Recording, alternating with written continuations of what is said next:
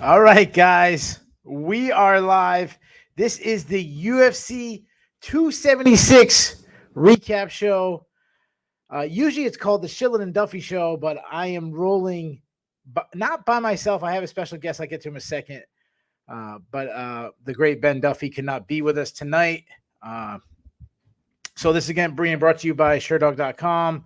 We're going to be talking about all the fights from UFC 276 that just went down in the T-Mobile Arena in Las Vegas.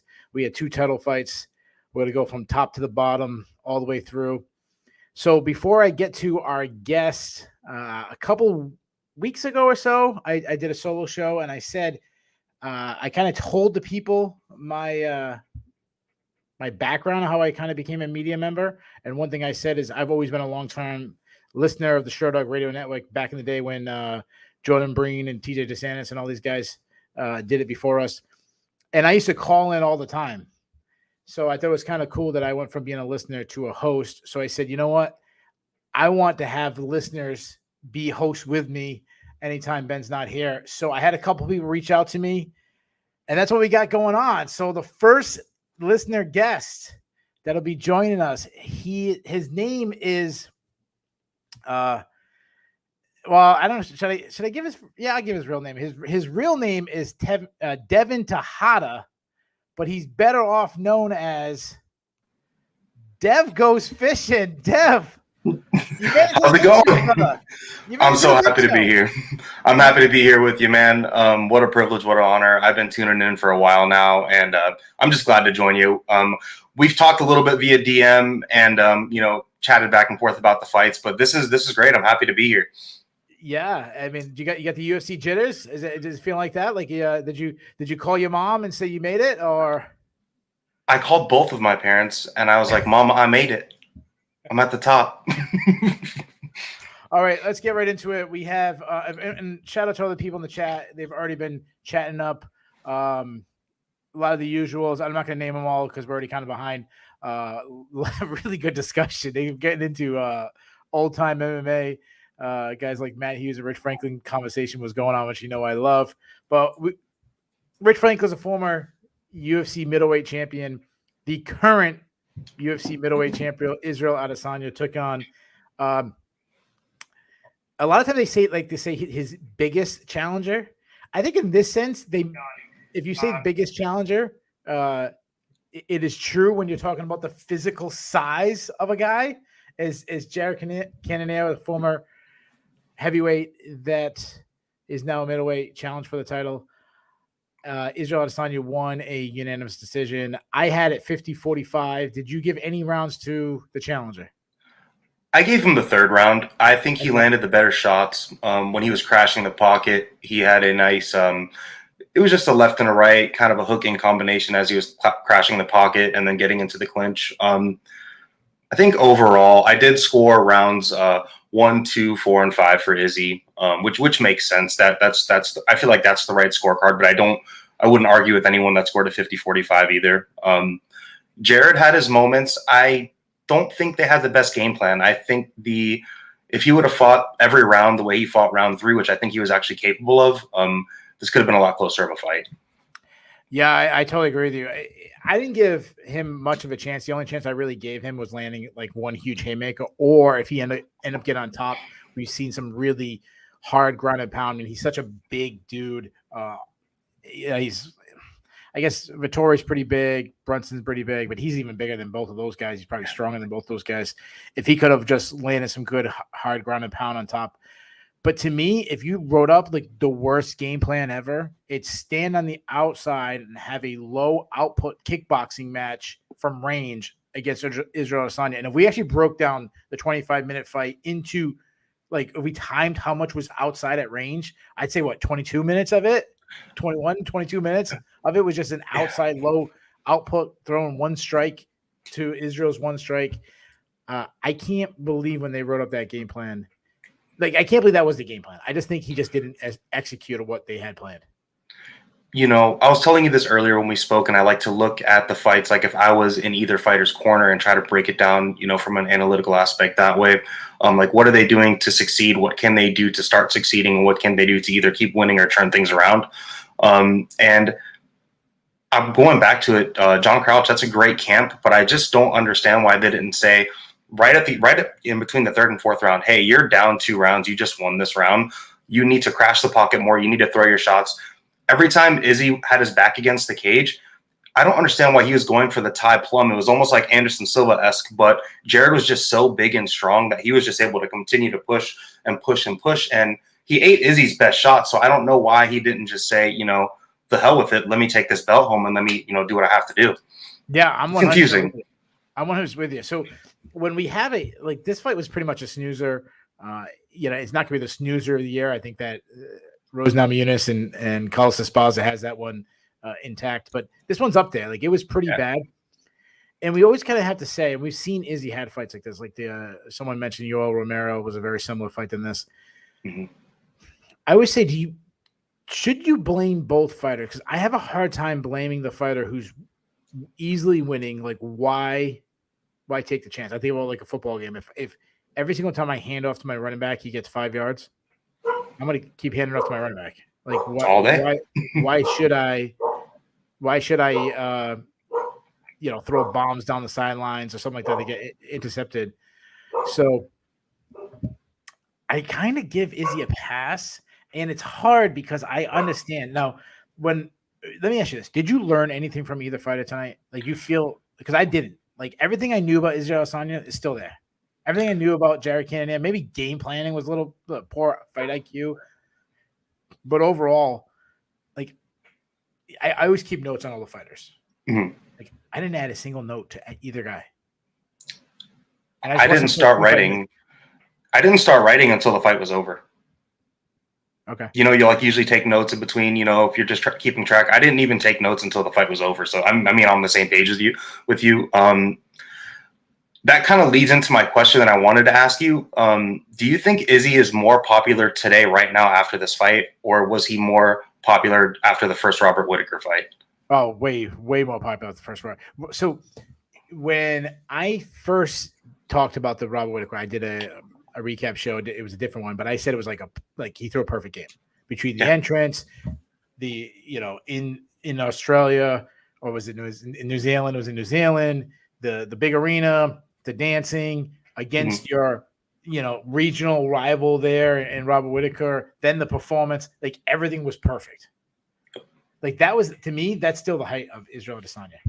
And that's when he won the title. And he's going on to defend the title. I don't know how many times now we talk about him lapping. He's getting all these title defenses. But since then, we've had the Yoel Romero fight. We've had the Jared Cannonier fight. The second Robert Whittaker fight was good, but not great. Yeah. The second Vettori fight was good, not great. Since the first Robert Whittaker fight, I mean, we had the Paulo Costa fight. Is there another one I'm forgetting where it was like a really good performance from him? The Derek Brunson fight, but that was before the title. That was that was before the title. I can't really. It's tough because he did walk out like that tonight. Like, he came out like as the Undertaker with the the urn with whatever may be in that in the hat, but then he just kind of didn't fight like it. No, he came out like the Undertaker, but he didn't fight like him. Yeah, I was trying to think of like a funny joke, but I don't know enough about WWE to like say like, oh, he came out like the Undertaker but fought like Paul Bearer or something like that. Yeah, it didn't really. I don't know. Was it like someone who like puts people to sleep or something? I would have went with that joke.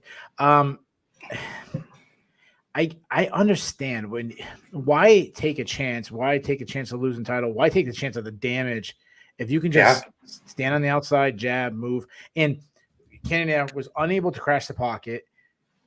The times he did, he never really he got inside sometimes. It looked like a double underhooks, but he never attempted for a takedown. Like, there was a couple he reached, but I mean, you didn't see him shoot on the hips a single time. He didn't seem get inside with underhooks and start looking for inside trips or the ones where I always call it the Heist Gracie on Jordo when he sticks the foot on the outside and sweeps it out. Like, he didn't try anything. He didn't do anything to try to get the fight to the ground, which was just a terrible showing. So I keep saying I do want to rip Izzy a little bit. I really do, because there is an entertainment part, and he talks about it, and he lives it. He walks out, he gets the entertainment part. When you come out You got freaking Vince McMahon and what's her name? Shannon McMahon, or what's her name? The girl. I am the worst guy with pro wrestling. Oh, you're not. Yeah, I know Triple H was there, and Shannon, whatever her name is. I'm sorry, I know it's not Shannon. It's something. The girl. It's just the daughter. I think she was there. She married Triple H. Stephanie McMahon. Thank you, Bass. I'm sorry, guys. Stephanie. I was close enough, guys. I had an S. Yeah. You know, you have these people. You come out to the Undertaker. At least I knew that. I was getting chills when it was coming. You got Daniel Cormier in the front row saying, "Oh my God, this is the greatest entrance ever." You know, I think it's a little over the top, but like, it was still fun. Like, I had friends texting me like, "Oh, dude, this is so much fun." You know, all this stuff. What a great entrance! And then you give me a freaking snoozer. Like, was the Undertaker like? Was he ever in like a big title fight? Like, I know he had the fight with Mankind where he throws him off the cage. That's like the all-time. That's the Kelvin Gastelum moment for Israel Adesanya. But was there? And this is to the WWE people. Was there one where your big pay-per-view, he's gonna fight Brock Lesnar or John Cena or whoever, and it was just a snoozer of a match? Because that's what this was. There was even one scene where Triple H was like standing behind him. The camera like panned over to Izzy before it was like, I think maybe the beginning of the 4th round, and you could see Triple H standing behind him. And I was like, this is kind of like an iconic picture, but in the same sense, it was, you know, just a non-iconic fight. It was weird because I feel like there's not even, it was a world title fight and it was on fight week and there's just not even a ton to talk about. Like it's a very strange, there's a very strange performance from Izzy. He did have success. His jab, he had a lot of success with his jab. His jab looked really good. I know Jared went for a high single one time, and then another time he was trying to hook the leg. They didn't do too much. Did you hear anything from the corner of Izzy? They didn't pan to this corner too much either, which I thought was strange. The one time they did, it was Cannoniers. They were kind of getting on his side a little bit. Shout out to our buddy Timothy Mitchell, who's getting on us, saying telling us to go watch bare knuckle boxing, basically saying, kind of calling us not MMA fans. He said it was scored 30-25. If he was that hardcore of an MMA fan, he'd realize it was 50-45, not 30-25. Probably. Yeah. Just kidding. So he actually does make a good point. He says it sounds like the GSP conversations from 10 years ago, and that's right. And I'm glad you actually what I want to talk to, because I'm on the fence, because there is the entertainment aspect, but there's also sport. Like, sure, and you're winning. And obviously, he's saying teasing. Obviously, I'm teasing you back. Nobody who's watching a recap show at almost 2:00 in the morning is not a hardcore, so obviously I'm just teasing you back. He mentioned George St. Pierre. George St. Pierre is one of the greatest fighters of all time. I'm thinking about Thiago Alves' fight was boring. UFC 100. Was it the first the second Josh fight where he just kind of jabbed and moved? Yeah. The Nick Diaz fight wasn't exciting. Jake Shields. Like he had a whole bunch of boring fights. Anderson Silva, who he gets compared to, he had the Talis Leitz's fight, the Demi Maya fight. Yeah. John Jones had some boring fights. Anthony Smith and OSP, and I mean we can go through all the top. Sure. Fights. At one time, Habib got these early in his career when he was coming up. Like everybody's going to get accused at some time, especially when you fight at a high level. Sure. It's going to happen. You can't. LeBron James doesn't score 50 points every night. It's not going to happen. And I get the sports aspect. I really get it. Like the number one mission of Israel Adesanya is to win the fight. And the way he fought tonight gave him the greatest chance of winning. And taking the least amount of damage. So your brain's not getting beat up. Your body's not getting beat up. You're collecting paychecks. There's a championship clause. So you could win. If you never lose and you're a champion, I mean, the UFC is literally by law obligated to continue to give you fights. There's a championship clause. So even if you win 100 snoozers in a row, you're still the UFC champion. You might not be a pay-per-view star, but you're still getting your money. And he's taking minimal damage. He's getting large paychecks. We know the UFC's invested a lot into Israel Adesanya. and he's getting paid there. If he continues to do this, there may be a point where he will be the co-main event. Like, I think he should have been the co-main event already tonight over Volk and Max. That was the theme, but the thing about Israel Adesanya, and I understand the argument. The argument was, I don't like the argument is the guy who's heavier weight deserves it. I hate it. One is not true because we've had guys lower weight. Anytime Conor McGregor has fought when he was the title, he was main eventing. But he has, like, the marketability of Israel Adesanya to me is still more. Well, it is going down. It's going down. It's going down. But one, the UFC doesn't know he's going to put a performance on like he did tonight. Yeah. Because just as likely as to put a performance on like he did tonight, it's just as likely that he starches Jared Cannonier in the first round, dances over him, does the machine gun things that he's done. Like one of these moments, Pereira jumps in the ring, they push each other, like, he says something cocky to Pereira, like that all could have happened too. Yep. And at the end of the day, Israel, because he's had these high moments that these other guys haven't had, I do understand the argument. I also think to the hardcore fans, we were more interested in Volkanovski and Holloway, but I don't think the casual fans was as interested. Yeah, I agree with you on that, and it's tough. After tonight, there's no doubt in my mind that Alexander Volkanovski is the best MMA fighter on the planet right now. Yeah, we'll get to that. We'll get to that. And it's hard to Izzy talked about putting Poton on skates, and then he was going to freeze him like Elsa, and that's just tough to watch for me. But I've been watching MMA since watching Cub Swanson getting inducted into the Hall of Fame. Like, I remember him as a kid growing up, watching, it's like, this is a hard, but that's me personally. That's how I feel. Like, that's a hard pill to swallow, Yeah. So I want to say, Izzy, like, dude, you're into anime and everything, so I wouldn't come at you for anime. But come on, dude, if you keep using the Elsa line, like, Elsa didn't get frozen. She was the one who froze people. And yes, I have a 12-year-old and 11-year-old daughter who probably about 10 years ago is when that movie came out. We watched it a whole bunch of times. It was Anna who got frozen, not Elsa. Anyways. So it seems like he kind of thought about that. Like, he was laying in bed at night and he was like, ooh, that's a great idea. And he wrote it down, and it's like, no, that was bad. You're on ESPN. It's owned by Disney. Come on, get it right. Anyway, well, maybe that's why he did that. Maybe Disney's in his ear. Yeah. So the fight that the UFC looks like they're pushing, they brought it back out. It was Pereira. Pereira, obviously, we'll get to him, and we'll hold off on his actual performance, but he got a big knockout. If you're running the UFC, is that the matchup you were doing too? Since there's no other people, can we agree that middleweight's probably the worst men's division? It's probably been the worst men's division for a while. When's the last time it was really? When was the last time you had two guys at the peak of the sport where you were really excited? I mean, I guess Whitaker and Yoel. Yeah. And Luke Rockhold was kind of around at that time. Yeah, but you never went 3, 4, 5, 6 deep where you got really excited. Like, when was it the best it ever was? When Silva was just starching people. In my opinion, it was still one guy. But it was still just one guy, maybe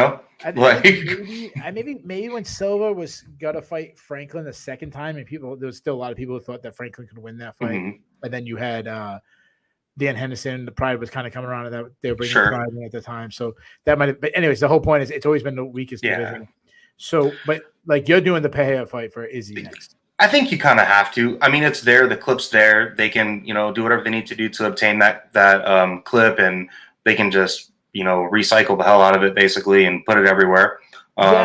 If you have the right marketing, I think you can spin these poor performances from Izzy. And it wasn't a poor performance by him. I mean, not exciting. It obviously was a good performance. He won 50-45. He swept the scorecards. In my opinion, your opinion, he's won 4-1. I mean, I didn't think anybody give Cannonier 2 rounds. So he beat one of the best guys in the division at least 4 to 5 rounds. That said, I think you could spin it because the whole big thing is if you show the highlights of Izzy just dodging shots and nobody been able to hit him, Romero, Cannonier, Costa, Vittori, like all the guys he's beaten, you show him swinging and missing, and then you just throw one more clip in, and it's Pereira knocking him out cold. Yeah. That changes the whole narrative. We've been waiting forever. Well, here's the guy who can do it. You know, especially for the newer MMA fans. Newer MMA fans think that Izzy is the best middleweight ever. A lot of people believe that, and even older fans believe that still. And you show the guy that just detonated him with one shot, and then even as the clip goes on, Pereira gets in his face and like gets down. I mean, the clip's gold. So if they can utilize that, and there's a good chance that Pereira may. Especially what you hear and you see tracking in the media. I like to see what people are saying on Twitter and on Instagram. I read through comments just to see like what the fan base says because people speak their mind on comments. I feel like a lot of people are. You see the comments like Pereira's your daddy. Blah blah blah, all this stuff. And I feel like there's a lot of people that. What do you think the betting line would be for that fight? Will Pereira be the favorite? No, I think Adesanya is still be the favorite. Like minus 125. I think it'd be bigger than that. Really? Big, yeah. I was gonna say like minus 180, something like that. I mean, because just the resume. Sure. If we're being honest, at the end of the day, Pereira has one good win on his record. It's a good win. It's a great win. You know what I mean? The knockout of Strickland. But when you look at all the wins, Adesanya has, and then let's not forget that Adesanya has shown some wrestling. Yeah. What if he comes out wrestling? I think if he comes out wrestling, that means Pereira already won the mind game. Yeah. Well, I was sitting at Mohegan Sun, one of the biggest fights, one of the weirdest placements for a fight ever, but it was for years build up, the two English brawlers, Michael Page versus Paul Daly. It goes down to Mohegan Sun in Connecticut for some reason. No, it still doesn't make sense because, it's Bellator, so Bellator's going to Bellator. And I was there all week. I did all the coverage, and I was there with Nolan King from MMA Junkie. We're sitting there, and I said, you want to know this excitement about these two guys throwing down? I said, and I just joke, and I go, watch Paul Daly shoot for a takedown immediately. Just joking. And that's actually what happened for most of the fight. So, we've seen Izzy take an easier road, which, I mean, again, I shouldn't say easier road. I mean, it's why would he get in the pocket and throw down with Cannonier? But, he's lost some fans. How about Cannonier for a second before we move on? Obviously not the most marketable fighter. Interviews and stuff with him this week was kind of tough, like pulling teeth with him. Do you ever see the clip of him? He's like it's like an old embedded, and he's like at his daughter's school, and this young girl, the little girl, comes up to him. Exactly which one. He gets, oh my gosh, I'm the best fighter. Like the girl was at first thought he was joking, and then she kind of was like, oh shit. I thought it was the one. That's not the one I was thinking of. I was thinking of the one where he was going to fight Anderson Silva, or he beat Anderson Silva. Is that the one? And someone was questioning him, and they're like, "You beat Anderson Silva?" He's like, "Yeah." Or I'm fighting Anderson Silva. Yes, I think it's the same one. It's the same one. Okay, I think it's the same one. And let's be honest. I mean, he's a strange dude, but very strange. Like he's into crystals and all this stuff and whatever. Like, there's strange people in the world, but he's still a good fighter. Obviously, the problem is Adesanya starting to make his second lap around and say he gets super high, and you're starting to find contenders like. He's already faced Vittori twice. He's already faced Whitaker twice. I can't see a push for Cannonier again after what we just saw. I agree with you. He should probably get Charles Oliveira's rock, number one. Since he likes rocks and stones, he should probably ask Charles Oliveira to borrow his. I don't know what you do next with Cannonier. Maybe he can fight Sean Strickland. I think that's a fine fight for him.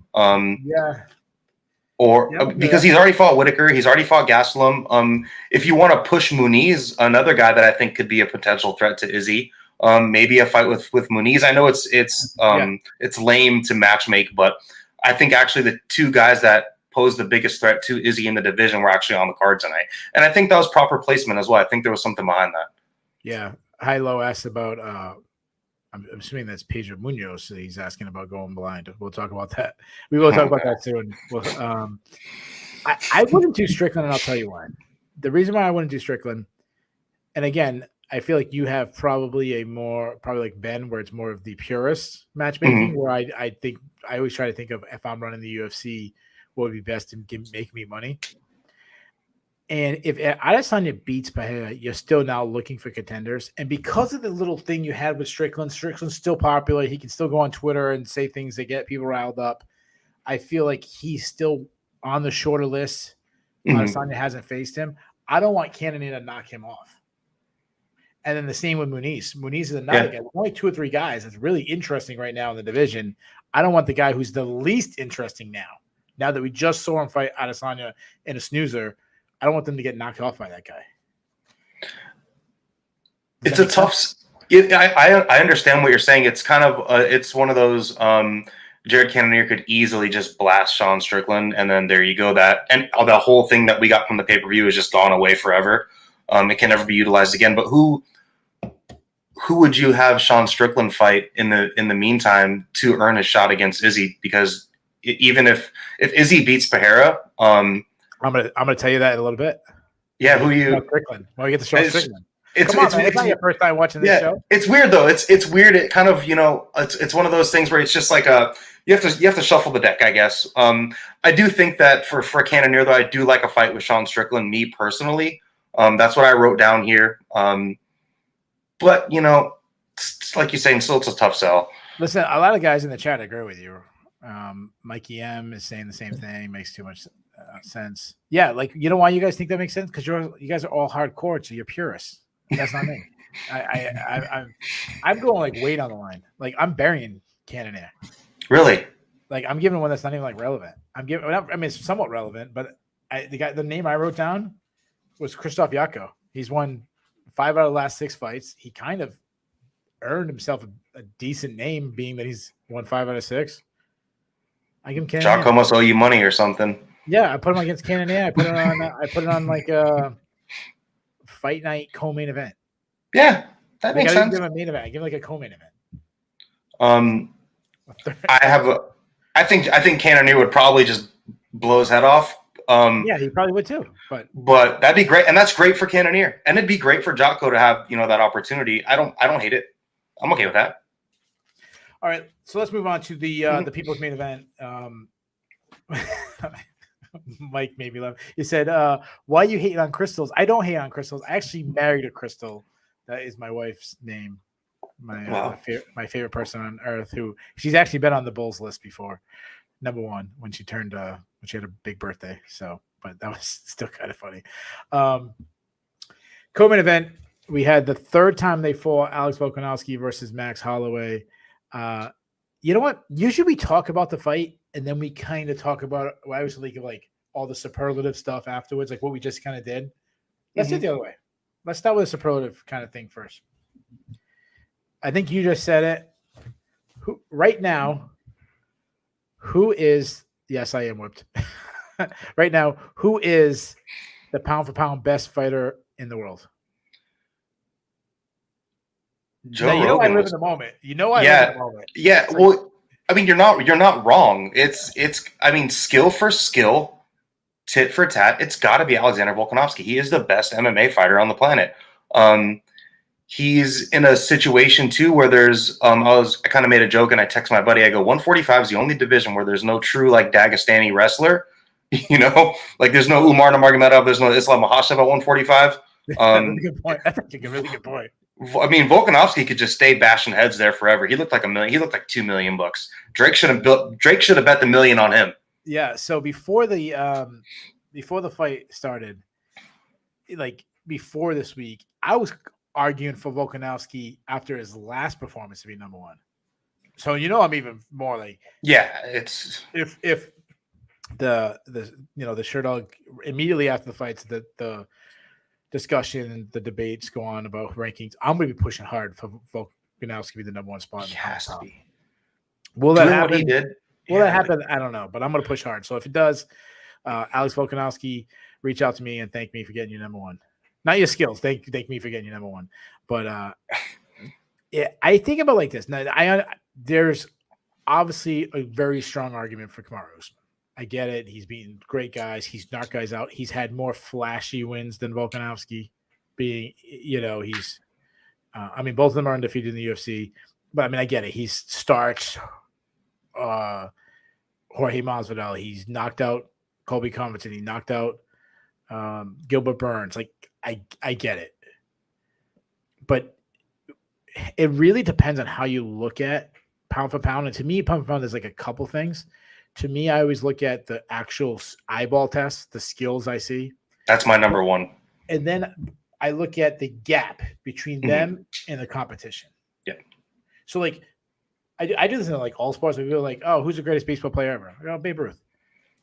And then they'll be like, oh, my God, but Babe Ruth was fat. And yes, Babe Ruth could probably not make an MLB baseball team today, but that's not how you compare it. You compare it to his time, how dominant was he in his time compared to Mike Trout now or Ted Williams in his time. Like, that's how who's the most dominant. That's how I view the greatest of a sport. Kind of that's how I do with pound for pound a little bit too. Like, who's the most dominant compared to their competition? And then if they weren't in the division, how good would their guy, the next guy, be? So to me, it's like the long debate that we had with John Jones and Demetrius Johnson. Mm-hmm. Jones was a little more flashy, but like the eyeball test used to always tell me it was Demetrius Johnson. Skill for skill, there's absolutely no way you could convince me that John Jones possesses a deeper, technical toolbox than Demetrius Johnson. Like, Demetrius Johnson doesn't do many things wrong. There are even winning fights, you could see, more technical deficiencies in someone like John Jones over Demetrius Johnson, even though, clearly John Jones is, the greatest fighter ever, or, number two, if he's not your number one. For Volkanovski, though, when just the eyeball test, like you're saying, he's not just good. He's not just good. He's very good. Like, his technical prowess is, it's like eating a Wagyu steak. Like, it is so good. There's everything he doesn't do really anything wrong. He looked so fast. He looked so fast, and there was times where they were exchanging in the pocket, and he would just land his shots and exit the pocket, and he just had Max so froze up where there was moments where Max could fire in those exchanges, but I think the power and the heat was just coming so fast that it just scrambled Max's brain. And Volk just looked like $1 million. And when you're talking about Usman's performances against Jorge Masvidal and guys like Gilbert Burns, those are all great fighters, but Max Holloway is a much better fighter than any of those other guys. And his fights with Colby Covington were close fights. He did have close, Volk had close fights with Max, but look at the Korean Zombie performance. That's better than anything Usman's done. Yeah, absolutely. Yeah. Schooled him. Yeah. Like, schooled Max tonight. Yeah. It would have been more fun if we weren't in agreement, but we're in agreement. No. I'm looking at the chat, and it seems like a lot of guys right now are saying that, some people are throwing out John Jones. If he comes back, wins the title, he'd be number one. Arguably losing to Dominic Reyes doesn't make you number one in my book. But Thiago Santos. And I'm the guy. Yeah, he lost the scorecard to Thiago Santos. And I'm the guy who says John Jones is the greatest fighter of all time. Yeah. I'm the guy who called in the Sherdog Radio Network before he made his debut and said he's going to be one of the greatest of all time. That's me. I'm in the biggest shill for John Jones in history. Mm-hmm. But right now, he's not the most No, he hasn't fought in years. You can't be the number one pound for pound if you're not fighting. And moving up a weight class and winning title, okay, cool. Like, I wasn't putting Pitbull when he won 2 titles, the pound for pound. I wasn't putting DC the pound for pound when they won up. But we're not doing what ifs. This would be a long show if we do what ifs. This is one of the greatest championship performances, because when you have these quick knockouts, obviously those are some great performances. Sure, but we have so many. But when you have a pillar to post 25 minutes and you see one of the greatest fighters of all time who's still in his prime, who just recently had two of the most incredible performances of his career with the Calvin Kattar and the Yair Rodriguez's fight back-to-back, where he absolutely decimates both guys. Doesn't look like he's lost any step. The last time he fought Alex Volkanovski, a lot of people, I looked at MMA decision, it was 2-1 in favor of people saying Holloway beat Volkanovski. So last time they fought, not that long ago, a lot of people, and I'm not arguing one way or the other, but like regardless how you felt that fight went down, it was extremely close. And you just got beat pillar to post. I mean, and what amazes me about Alex Volkanovski is just like he doesn't just improve fight to fight. He's so good. Like he doesn't improve fight to fight. He like improves like leaps and bounds between fight to fight. He's not even young, and like no. This gets into my question is I actually, after tonight's performance, I think Max Holloway is on a downward climb. I think he showed in the Yair Rodriguez fight that he was actually really hittable in that fight. He looked a little bit slow in that fight. He had to rely on his wrestling in that fight. And I think you said Max is in his prime. I don't know if he's in his prime. He didn't fight like he was in his prime tonight. And it's tough because is Volkanovski really that great? I do believe he is. I was not a Volkanovski fan going into tonight's fight, and now I am. After that performance, you can't not be. But it's very tough for me to decipher is Max on a downward incline? He's not getting dropped, but I mean, he's taken more significant strikes to the head than anyone in the UFC. Yeah. And no one's done that to him. Just answer the question by NYC Revolutionary, who asked who beat Volk, who's 28-1. He lost at middleweight. He lost 3 weight classes above in the regional scene like 10 years ago or something, 8 years ago or something. So he really should be undefeated. You should go get that one back. Yeah. And then just turn it into a 0. Cancel it out. That's it. Skip Josh Emmett. Go with whoever that guy was. Yeah. At least like meet in the middle. Like meet at 165 or something. I think Max Holloway's still in his prime because I just look at the Calvin Kattar fight. Like that wasn't that long, and he put on one of the greatest beatdowns of all time, and that was what, a year ago? Yeah, I think it was. It was actually the very first card of 2021 in January. I think January 6th. No, that's a different.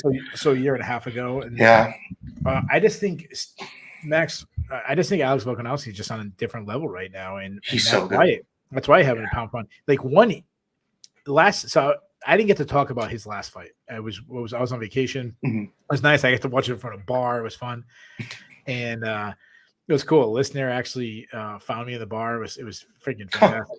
Yeah, it was cool. Like my wife freaked out. Was like some guy comes up to me and is like, "Dude, are you Keith Shillan?" I'm like, "Yeah." He's like, "Dude, I watch your show every day, every week." I'm like, "No shit." My wife's like, "No way." And so we're in Hawaii, the other side of the world. It was cool, but anyways, I watched the fight. Yeah, it was really cool. Oh no, dude, that happens to me all the time. Like everywhere I go, like, I can't even leave the house. I can't even leave the house. It's like, geez, I'm like freaking Justin Bieber when I leave the house. That's how. No. So I lost my Justin Bieber talk. Oh, so I didn't get to talk about it, and the thing that jumped out to me was how amazingly fast he was, and like somehow he was even faster tonight. And what I loved about it is he has all this variety in his strike, like his like selection of strikes. He never like does the same combination like back to back.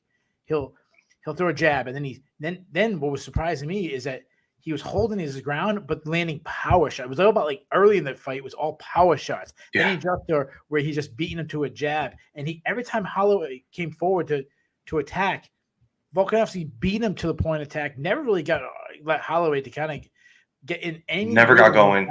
Yeah, and the whole fight. I'm blown away. Like he had Max Holloway's timing, and Max was trying to change things up. He was like trying to change it up, and he had him guessing. He had it was like he had the cheat code. It was like, he knew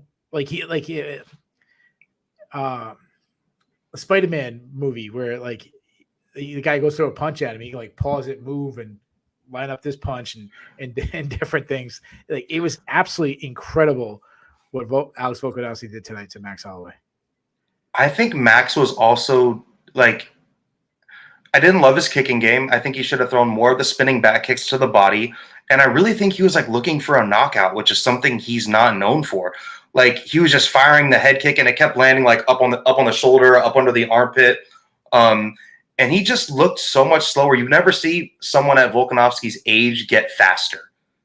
Like, how is he getting faster? I don't know. It's so weird.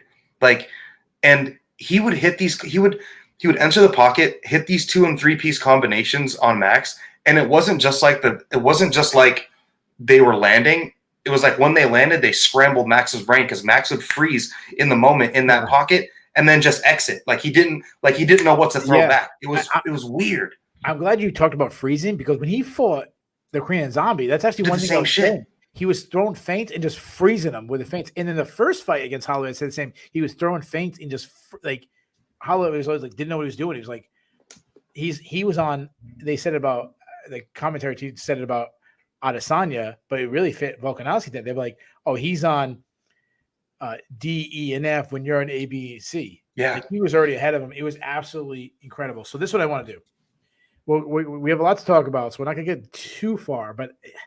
What Volkanovski's doing right now, he's won 22 fights in a row. He's 28-1. Like, there's some things, and we're going to do about this.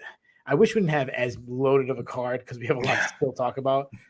But every single time these guys step in the cage, we get the debate, who's the greatest featherweight of all time? And to me, for a long time, it was put to bed. It's Jose Aldo. Get out of here with this nonsense.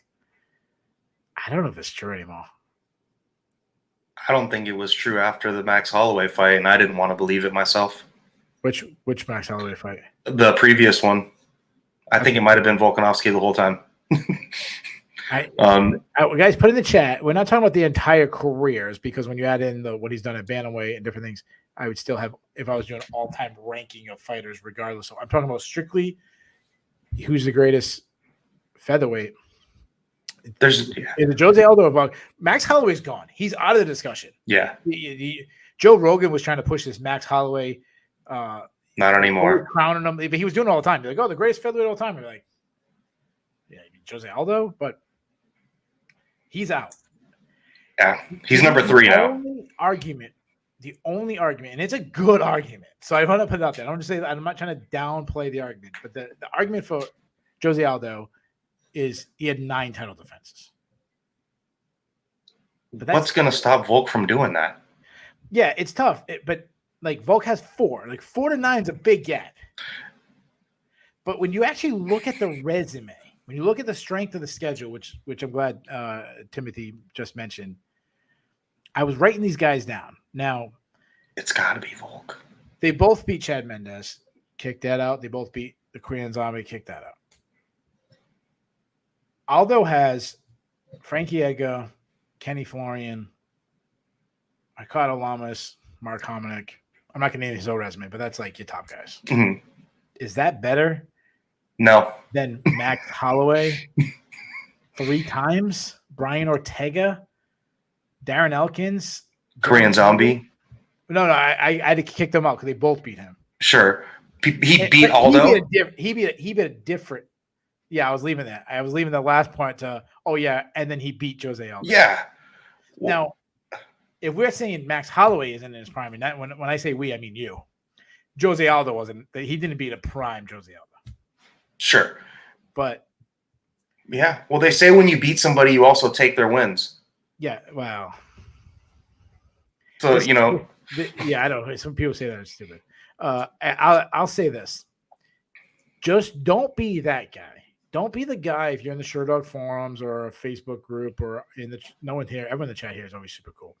But don't be that guy who goes, someone asks, who's the greatest featherweight of all time? And you go, oh, it's Jose Aldo, not even close. Or, oh, it's Alex Volkanovski, not even close. Like, it's extremely close. It's close. It's extremely close. They're like. Yeah. Yeah. And, Aldo's having this, like, crazy post-prime career. I don't think Volkanovski will let it get that long. I don't think Volkanovski will stay around if what, happened to Aldo starts happening to him. But, just the technical prowess. Like, you don't want to compare prime versus prime, but – I mean, the Volkanovski that fought tonight would eat every featherweight that's ever fought at featherweight, including Conor McGregor at featherweight. Let me give you one more before we move on. They do the Mount Rushmore, so there's four heads.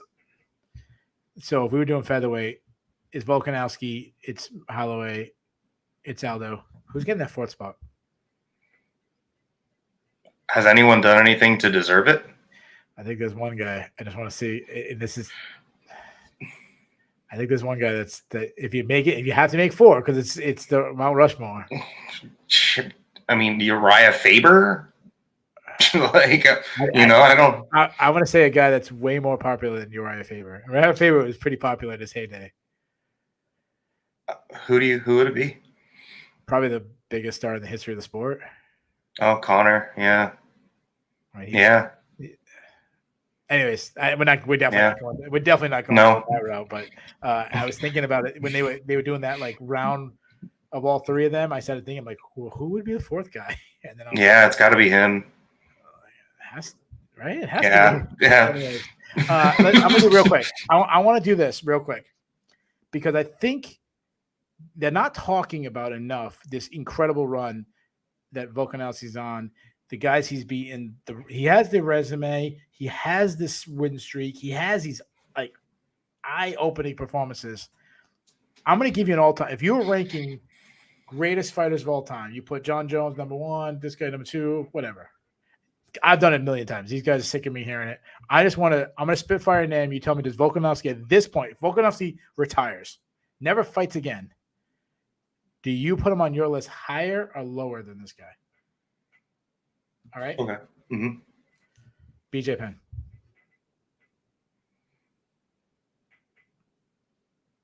It's like a hot take, but if you look at the wins, I mean, I would say they're very close. If you disregard BJ's end of his career, but I wouldn't be mad if you put Volk there. Like Volk's great. If I say write down your top 25 fighters of all time and put them in order, are you putting Volkanovski higher than BJ Penn? Yes or no? I am. Yeah, so am I. I am. Dominic Cruz. Yes. Yeah, me too. Chuck Liddell. Yes. So am I. Matt Hughes. Yes. Yep, so am I. This one's going to hurt me. It's my all-time favorite fighter. Before I was a media member. I don't have favorites anymore. Randy Couture. Ooh. The way he got back his titles. But tit for tat, it's probably Volk, man. He won the probably Volk. He won the title 5 times, though. Yeah. Yeah. I'll say something really controversial.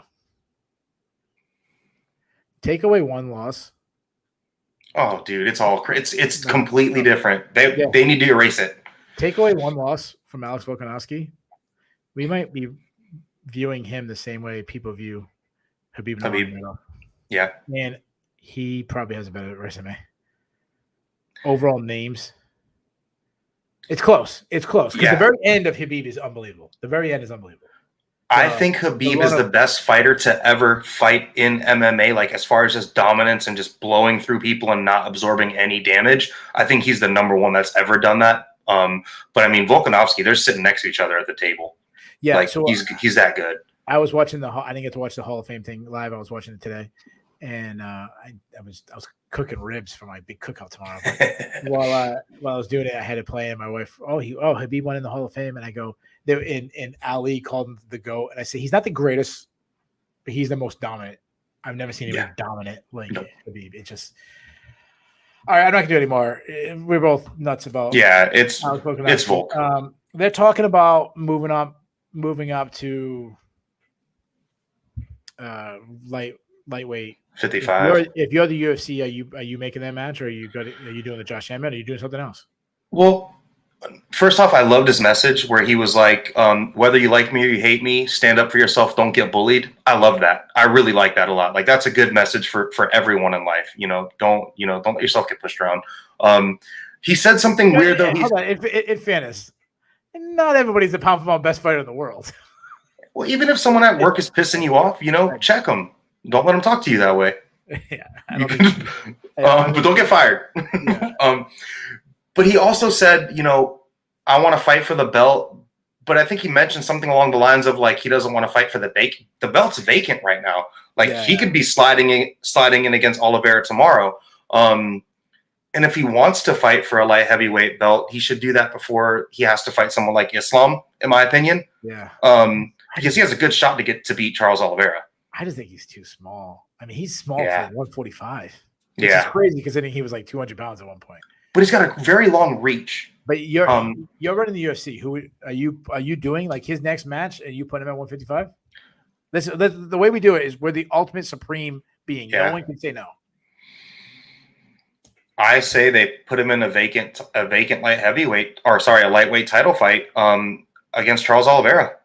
Why not? Because what is that going to do? Is that better than him fighting Josh Emmett? Or he can just continue his legacy and bash Josh Emmett because he'll crush Josh Emmett if he fights him, and then he can just lap the division. I mean, either way, I'm happy. Yeah, I'm doing the Josh Emmett fight. I'll say this. Now, I'm 100% without. I always say I don't make predictions without doing tape study, but like in a vacuum, no tape study, I'm taking Alex Volkanovski. But this is the one thing I'll say about Josh Emmett. Josh Emmett has been counted out over and over and over and over.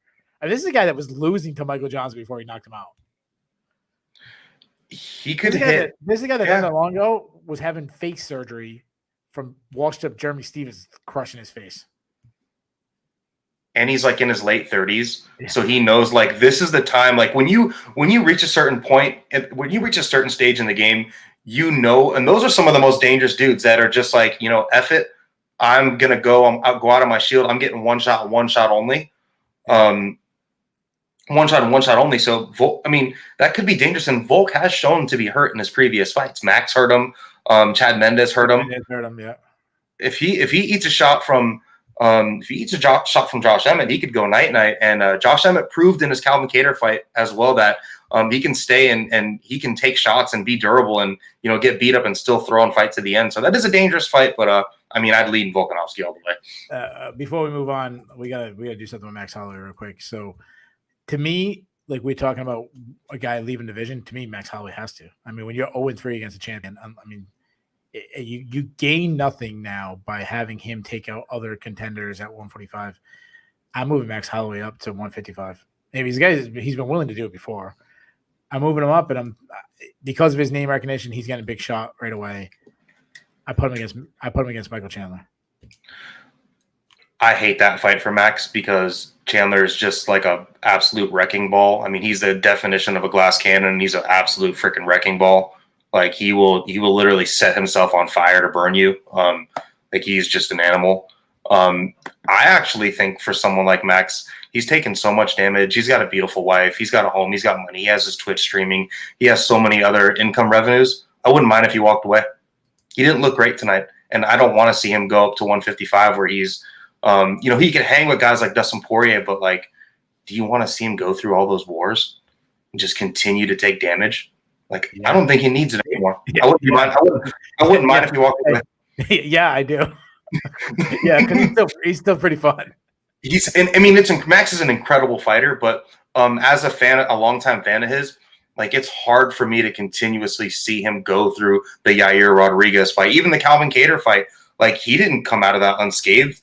Like he took his lickings in that fight, and he's been a blood and guts fighter his whole entire career in the UFC basically, and I wouldn't mind if he walked away. I don't even know who he should fight next. Trivia question: Who's the two fighters to lose to the same fighter 3 times in the UFC, other than Max? Now I know BJ Penn lost to Frankie Edgar 3 times. What's the other one? Is it like Chris Camozzi lose to like Jacare 3 times or something like that? No, I feel like it's my buddy Tim here with the trivia. I have no idea. I don't know who the second one is.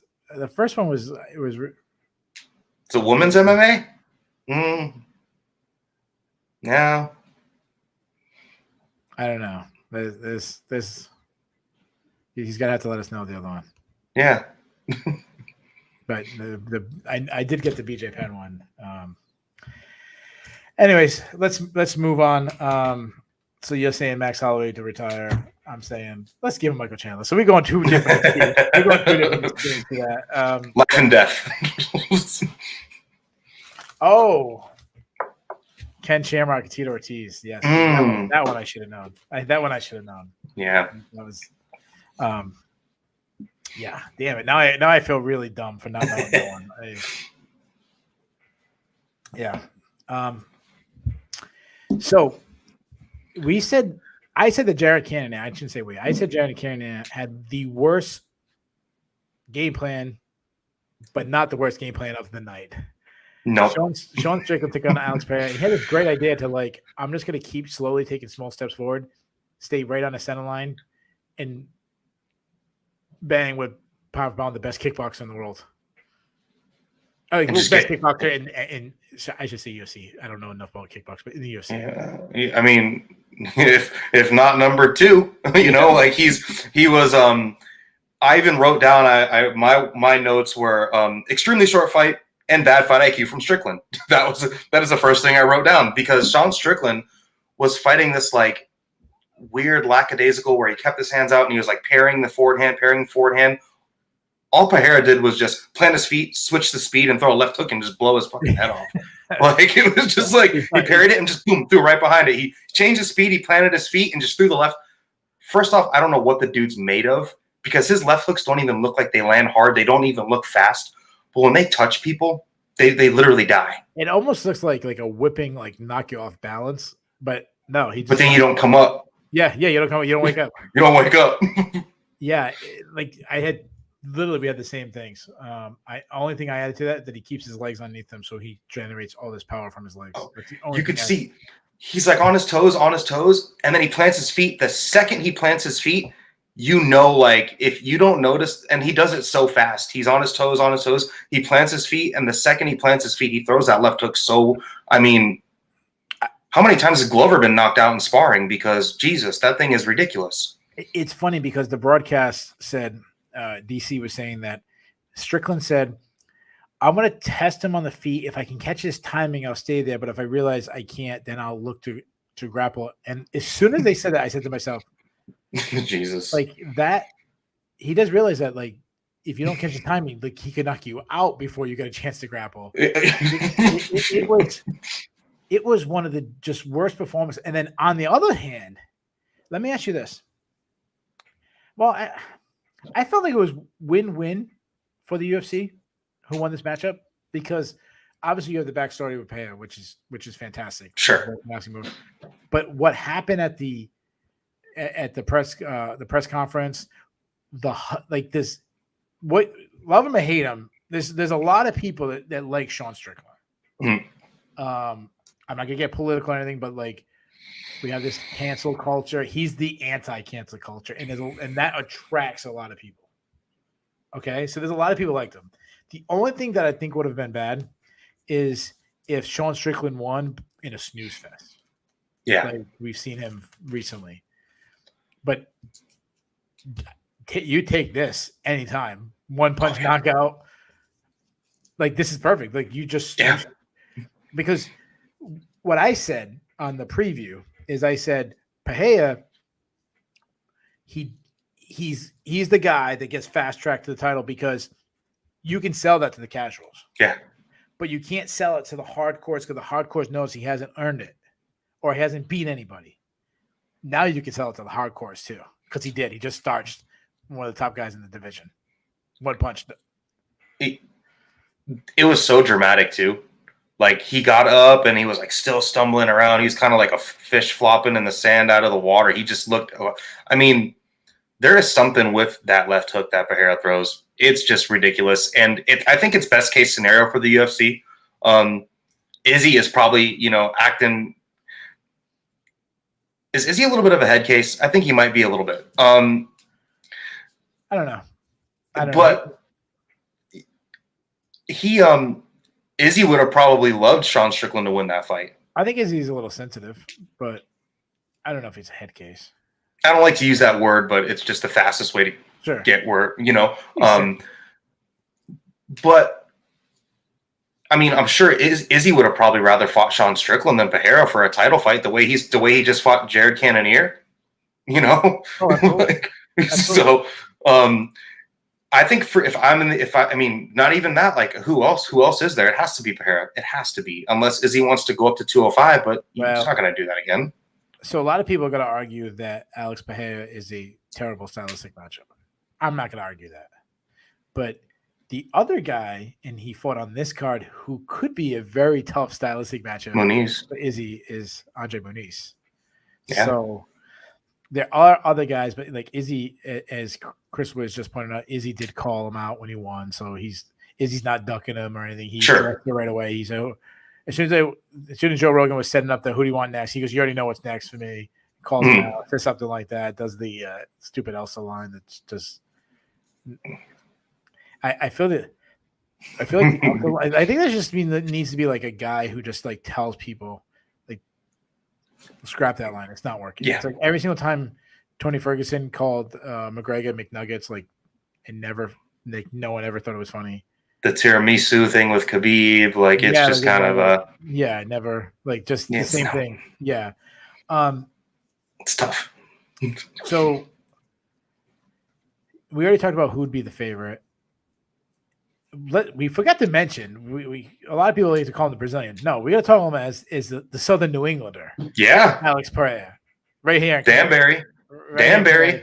So we're claiming him. We're claiming him. Unless he loses, then we give him back. Good camp too to share MMA. That's a good camp. I mean, Glover. Imagine Glover being your like guy. You know, yeah, absolutely. Like especially if you need to learn jiu-jitsu. What's better? No one better. Strickland. Strickland has lost. This is a very tough loss for him. I still think he's on like the shorter list to kind of get right back into it because of that personality. Not the fighting style, but because of the personality. Do you have a name for him? I don't. It's like matchmaking guys on the same card, but it's kind of almost set up for you to do that. Like I wouldn't be mad if Muniz and Strickland fought each other. I know I just paired him up. I know I just paired Strickland with Cannonier. Oh yeah. You did the Cannonier. But at the same time, like I think that any of those guys can just be, shuffled in the deck. I wouldn't mind if Muniz even fought Cannonier himself. But I think for Strickland, he's not going to fight Vettori. Him and Vettori are boys. Maybe a fight with Paulo Costa. If he can pick a fight with Paulo Costa, that might be fun. But I had Paulo Costa written down, and then I also have Muniz written down. Or he could go lower and get a win. Maybe fight Brad Tavares. I'm trying to get him a win. I like to do so. So Alan McDonald threw out Strickland versus Darren Till if he beats Hermanson. That was number one on my list. So that's a good fight too. That's a good matchup. But anytime you have if this guy, you have to keep going. So then I said, well, who else? I need someone with personality, someone that he can kind of. You need someone to him he can rub up against. Mm-hmm. So then I go, what about Luke Rockhold? What if Rockhold actually beat Costa? Oh, they had their beef. They were supposed to fight already. That's a perfect fight. I mean, he's probably not going to beat Costa. And he might if that fight even happens, because I don't think Costa's. I'd be shocked if he makes the weight. And then he starts going down. Then when you start going further down, it's like no one fits. Well, I'd go all the way down to like Phil Hawes. Phil Hawes got a little buzz on him now. He's Nasruddin Imavov. Yeah, he doesn't have. He's not going to talk with him. You need Strickland to get underneath someone's skin. Chris Wiss throws out Duplessis. Yeah. I got a different idea for him. He throws out Chris Curtis. They train together, so they wouldn't. Yeah, they're like best friends. Yeah, that's like his main training partner. That would stylistically that'd be a really fun matchup, though. So yeah, maybe we can try to get them to beef with each other. Maybe we can start spreading rumors or something. So yeah, I'm trying to get Strickland. I'm either trying to get him a win or I'm trying to get him a huge matchup where you can get the other guy over if they win. Yeah. Edmund Shabazian. Yeah, he's on like 3 or 4. He's what, two fight losing streak. Kelvin Gastelum. Yeah, he's lost like 6 out of 7 or something. Anyways, let's move on because we still have 9 more fights to go. Robbie Lawler took on Brian Barbarena. Brian Barbarena won by second round TKO. I had an okay night on my picks. Nothing great. Nothing. I'm not one of these guys who like say, "Oh, I did so great," and this I didn't. I feel like this was probably my best pick because of how it went down. I said if Barbarena went, I just think he was going to out-volume Robbie Lawler. And he did. Now, what I didn't get wrong, I didn't expect him to knock Robbie Lawler out. I think Robbie shot. I've thought it for a while. I really think he shot. I think it's just a matter of the amount of damage he's taken over the years. He just Brian Barbarena threw almost 200 punches at him in the first round. So I wrote this down. The best way for Max Holloway to win his fight against Volkanovski he wouldn't need a fight like Brian Barbarena fought Robbie Lawler, where there was a point where Lawler was winning that fight. Even though he was getting out-volumed, he was landing the better shots. He was hurting Barbarena, but it was like a flood. And the second the levee broke,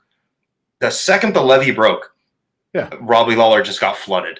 He got hit with one shot that just scrambled him. He never recovered, and you could tell he started breathing weird. The look on his face changed. Both of his hands dropped really low, and then Barbarena just teed off, and then just TKO'd him just with a flood of strikes. He was throwing so many dynamic elbows. Those elbows were very dynamic from him. He was throwing like a upward front elbow. He was throwing some spinning back elbows. A lot of dynamic elbows from Barbarena too. It was a good performance. But Robbie's 40 years old. He's 40, man. It's so funny because I remember when he was the young guy coming in at 21 years old. Now he's 40. I'm old too. So, I just kept thinking this when I watched this fight. I didn't want to see Robbie Lawler lose because it's Robbie Lawler. Yeah. But I'm glad to have Barbarena win. Like a guy who's been ultimate, like blue collar guy to kind of get that like former UFC champion on your record. When he retires, he can tell his kids, oh yeah, I beat Robbie Lawler. Like he can say the rest of his life. And it's just nice for him to get something like that. Yeah. Is it a couple years ago, Robbie Lawler? No, it's not. But still nice name. Barbarena's on a nice little streak. I love the name. I didn't think of this matchup, but I who was it? Somebody threw it out there. Nico Price. Yeah, I'm trying to think who. I'm trying to see who threw it out there. It doesn't matter. I'm sorry for not giving you credit. Oh, Mikey M said Nico Price. I think that'd be a really fun matchup. That's probably it. That's probably the one. Yeah, Alan McDonald throws Barbarena and Vicente Luque again. That first fight was incredible. The name I wrote down was Jeremiah Wells. Oh, yeah. I think the Nico Price one actually. I think he converted me on that one. Did you have a name? I had Phil Rowe written down. Okay.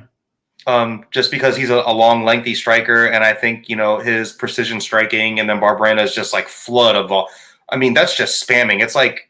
But it's not, someone just throwing the same thing over again. He was just spamming so much different volume. I think the Barbarena that fought tonight with that game plan and just willing to spam tons of volume at people could give a lot of guys problems. He's not going to be in the top 15. He's not going to contend. But if all of his fights, he's not wrong. That's a good comment. He's actually right. He's not wrong. Yeah. I think if he continues to do that, number one, he's going to win over guys like me and you. He's going to show up to the press conference in overalls. I love that he did that. I love that Izzy is showing up looking like he's about to hit the club, and Brian Moreno's in over, and then Sean Strickland's in like a white shirt with freaking keys hanging from the keys on his belt. It was like the blue collar. It was like the night of just the dudes. Like those are dudes. Yeah. It was just that was fantastic. It was great. As far as Robbie Lawler, we had a couple retirements. I kind of feel like I can see Robbie Lawler just stop fighting and not say a word to anybody about it. That's how he would do it. He was never the attention guy. Nope. No Instagram post, nothing. I get to see him like suddenly Igor Vovchanchyn just stopped fighting. And suddenly Ricardo Rona just stopped fighting. Yeah. I'm like, what happened to that guy? Like, I just see that with Robbie Lawler. Like, all of a sudden be like 2 years, but what happened to Robbie Lawler? He'll do like an interview with some random media outlet and be like, yeah, I retired. That's why you guys haven't seen me in the past year. Yeah. Be like, what? Yeah, I just see that. Like, I would be shocked as the last we see of Robbie Lawler. Mm-hmm. Before that, Sean O'Malley took on Pedro Munoz. The fight ended in a no contest. I thought the fight sucked up to that point. Bad fight. Neither guy was doing much. Let's work backwards. Let's start with the eye poke. Mm-hmm. I'm going to say this. I've seen a lot of people question the toughness of Pedro Munoz. Like, guys, are you kidding me? Yeah. Like, Yeah. it's Pedro Munoz. This is not. In the heat of the moment, it's always bad when you have a camera right there and he goes, yeah, dude, he complains to the referee. It's the second time he poked me in the eye. I don't think he was saying like disqualify him or anything. I think he was just like, he was pissed off. You're training for a fight. You can't see eye to eye. All you've seen is black. You're mad. Pedro Munoz is not trying to get a cheap win. And then, like, it was not like he was getting his ass kicked. I actually thought he was winning. I think he was winning too. He was landing the more damaging shots. When he said this happened twice, I don't know if he was referring to a prior eye poke or the nut shot. Oh, the nut shot, yeah. Like the second fall. Like, this is the second time he did something, yeah. But he kind of showed that Sean O'Malley, there are some thoughts deep in Sean O'Malley's head where he has fear of his legs being damaged, where that just shuts down his offense. Even if he's not like, getting the, whatever nerve in his leg shut down to where he's doing the stanky leg from Cheeto, those leg kicks kind of like really shut down Sean O'Malley's volume and any of his offensive striking. He was throwing some shots, but like nothing really landed clean. He didn't buzz Pedro. And Pedro seemed to be the one that was actually, doing the more damage with the kicking. Yeah. So I was watching it and I was thinking he's fighting like he has 5 rounds. Yeah. Like I thought he lost the first round. I saw some people gave him the first round, saying he landed the more damage. I actually thought he landed the harder shots, but like the volume of Munoz he leg kicked him like 20 times. Just spammed him. Yeah. Yeah. So, I mean, I was okay however you scored the first round, but the second round was very similar. And I just saw Sean O'Malley throwing the same thing, like a little jab that he wasn't even trying to land. He was just trying to find range. And then he tried wrapping around the same right hand over the top over and over again, which is so not Sean O'Malley's game. His game is his variety, his guessing, the feints, the setup, other shots, but he just kept feinting and then doing the same thing. He was trigger shy. If that eye poke didn't happen at that point, it's probably gonna lose that fight. Yeah, it's still pretty early, but it's getting to the point where I'm starting to say, hey, dude, what are you doing? Better pick it up. Like, we might have lost the first round and we might be losing the second round. Pick it up, dude. You're fighting like you got 30 rounds to get a knockout. Like, get going, dude. And at that point, it would have been between the second and third round. And he would have needed to, if it was trending the same way, who knows if he would have even needed to finish in that third round. I do think that Pedro Munoz's kicking game, though, did shut down a lot of his offense. I feel like even if it was not affecting damage where it was like hurting him physically, where he was limping, I think it was maybe making him overthink. I think maybe it was making him overthink, and that was also shutting down his offense. Instead of, being dead set focused on the fight, he's thinking on the fight, and this guy keeps kicking my legs. I don't want my leg to break again. Yeah. No, I know. No, you might be right. And the other thing is, even if it's not having the effect early, you keep taking kick after kick after kick. Like from Pedro Munoz. Yeah. You're gonna lose your power. Even if it doesn't affect what you're doing, you can lose your power later on. So, and if you're starting off slow with low output and you're kind of giving yourself like only a knockout chance, and apparently the judges were going with O'Malley in the first round, so apparently it was looking better for him than I thought. Yeah, I just didn't like what he was doing. Like, and hindsight is 20/20, but walking out of the corner of the first round, you don't know if you're winning. Yeah. Not a fight like that. No. And he might not want to fight someone like Adrian Yanez if he's going to show up like that. Yeah. Yeah, absolutely. Yeah. So that was so real quick, you just run that fight back? Or did you want to go a different direction? I wish they let him fight Umar Nurmagomedov, but that's just me personally. But the UFC won't do that. See, to me, the way that people are talking, and some people in the chat, but I know a lot of them are just joking, but a lot on Twitter saying Pedro Munoz was trying to get disqualification, he wanted out and all this stuff. Like, questioning Pedro Munoz's toughness, and then O'Malley afterwards saying, I'm the only person to stop Pedro Munoz. He said to Mike Heck that, yeah, he wanted out, all this stuff. To me, you have to just run it right back down. Yeah. So that was the main card. Let's breeze through the prelims as we've been talking a lot. Brad Riddell took on Jalen Turner. Jalen Turner with a flawless victory. This dude obviously has the incredible frame. He's so big, so tall. He's hurting people, and now he's been on a run. His last 5 fights, club and subs. Yeah, he's subbing guys or TKO with ground and pound. That was not what he was known for coming into the UFC. He's won 5 wins in a row. I mean, welcome to contendership, Jalen Turner. Like, he's a true contender now. Why can't Jalen Turner knock out Justin Gaethje tomorrow? He totally could. Why not? I'm not saying. I'm not saying I would pick him, but I wouldn't doubt it.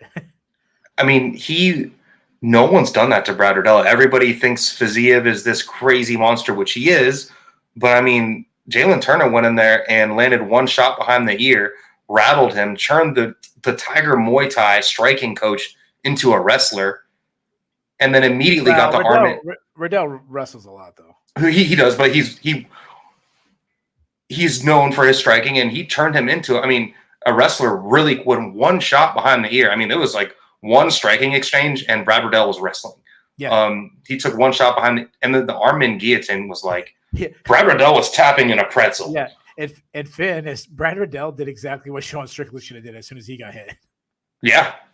Well, he tried. I give Riddell credit. He tried. Yeah, he tried. He just got dusted. It was a theme of the night and back-to-back fights with finished by guillotines.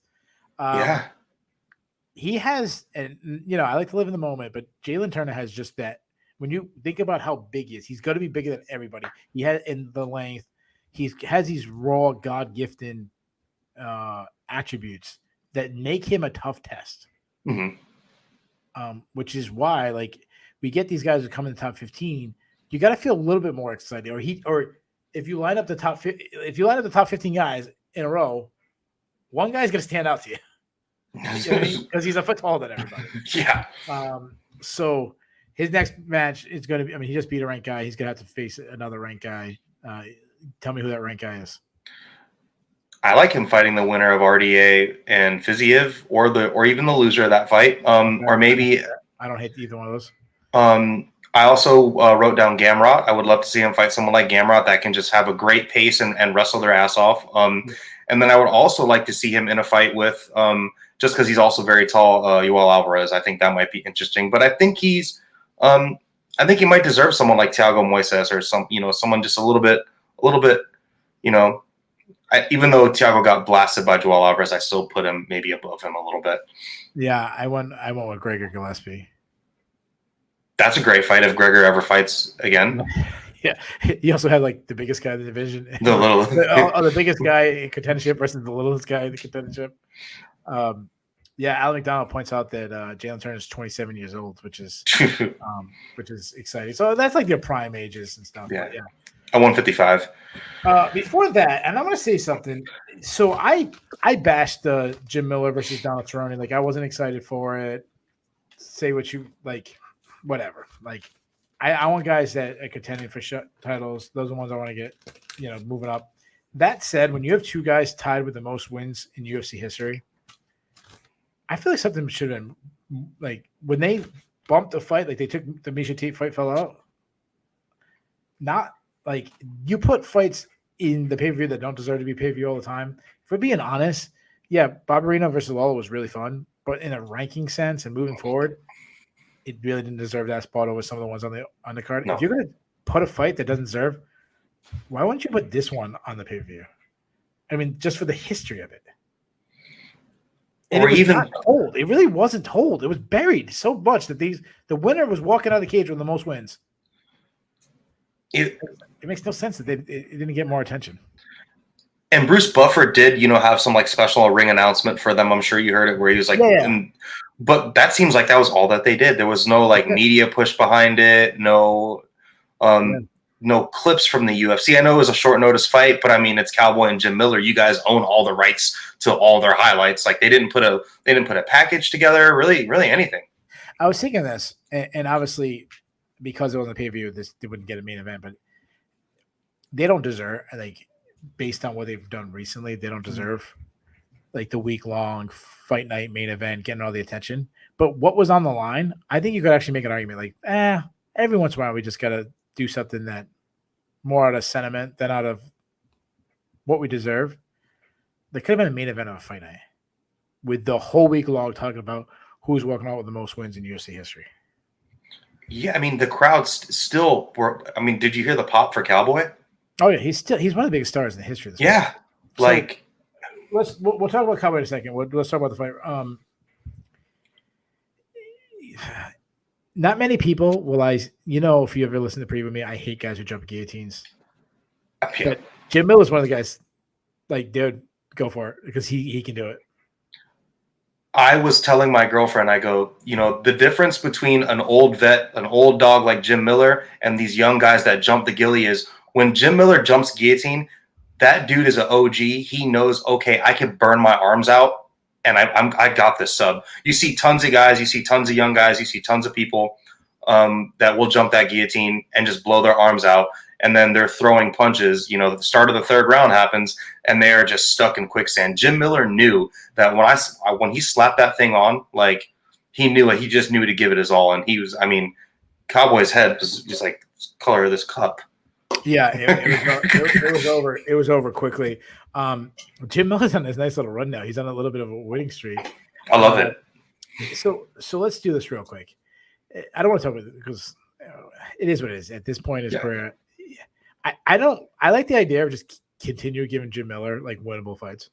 Yeah. Like, don't give him a guy who's going to kill him. Just give him like guys in that Donald Cerrone. I'm not saying, I'm not saying like legends who are washed up. I mean, just let guys who aren't really contending that he could possibly win, possibly lose. Yeah. I wrote down Ricky Glenn. Yeah. Or like Gritzmacher. Yeah, has he fought Gritzmacher? I feel like he has. Probably, but they could fight again. I mean, when you have the most wins in UFC history, and most appearances.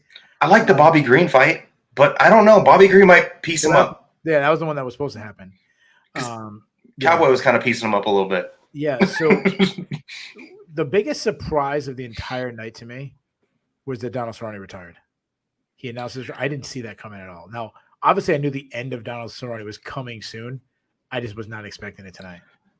Well, he was talking all, pre-fight. The whole week was like, I'm going for 50. I'm going for 50 fights. Yeah, that's but then he said, I don't love fighting. And straight up, I don't think Cowboys love fighting for the last 5 years. I think he's just the Cowboy. He's got this whole persona. He's got movie deals. And I think that in order for him to have those outside of the cage opportunities, I think there's something in him where he's like, shit, I got to, strap my boots on and still go fight these dudes because I'm Cowboy. Like, I got to go get in cage fights. But let me ask you this. If Vaseev gets COVID, this next fight on Saturday, he gets COVID and RDA needs an appointment.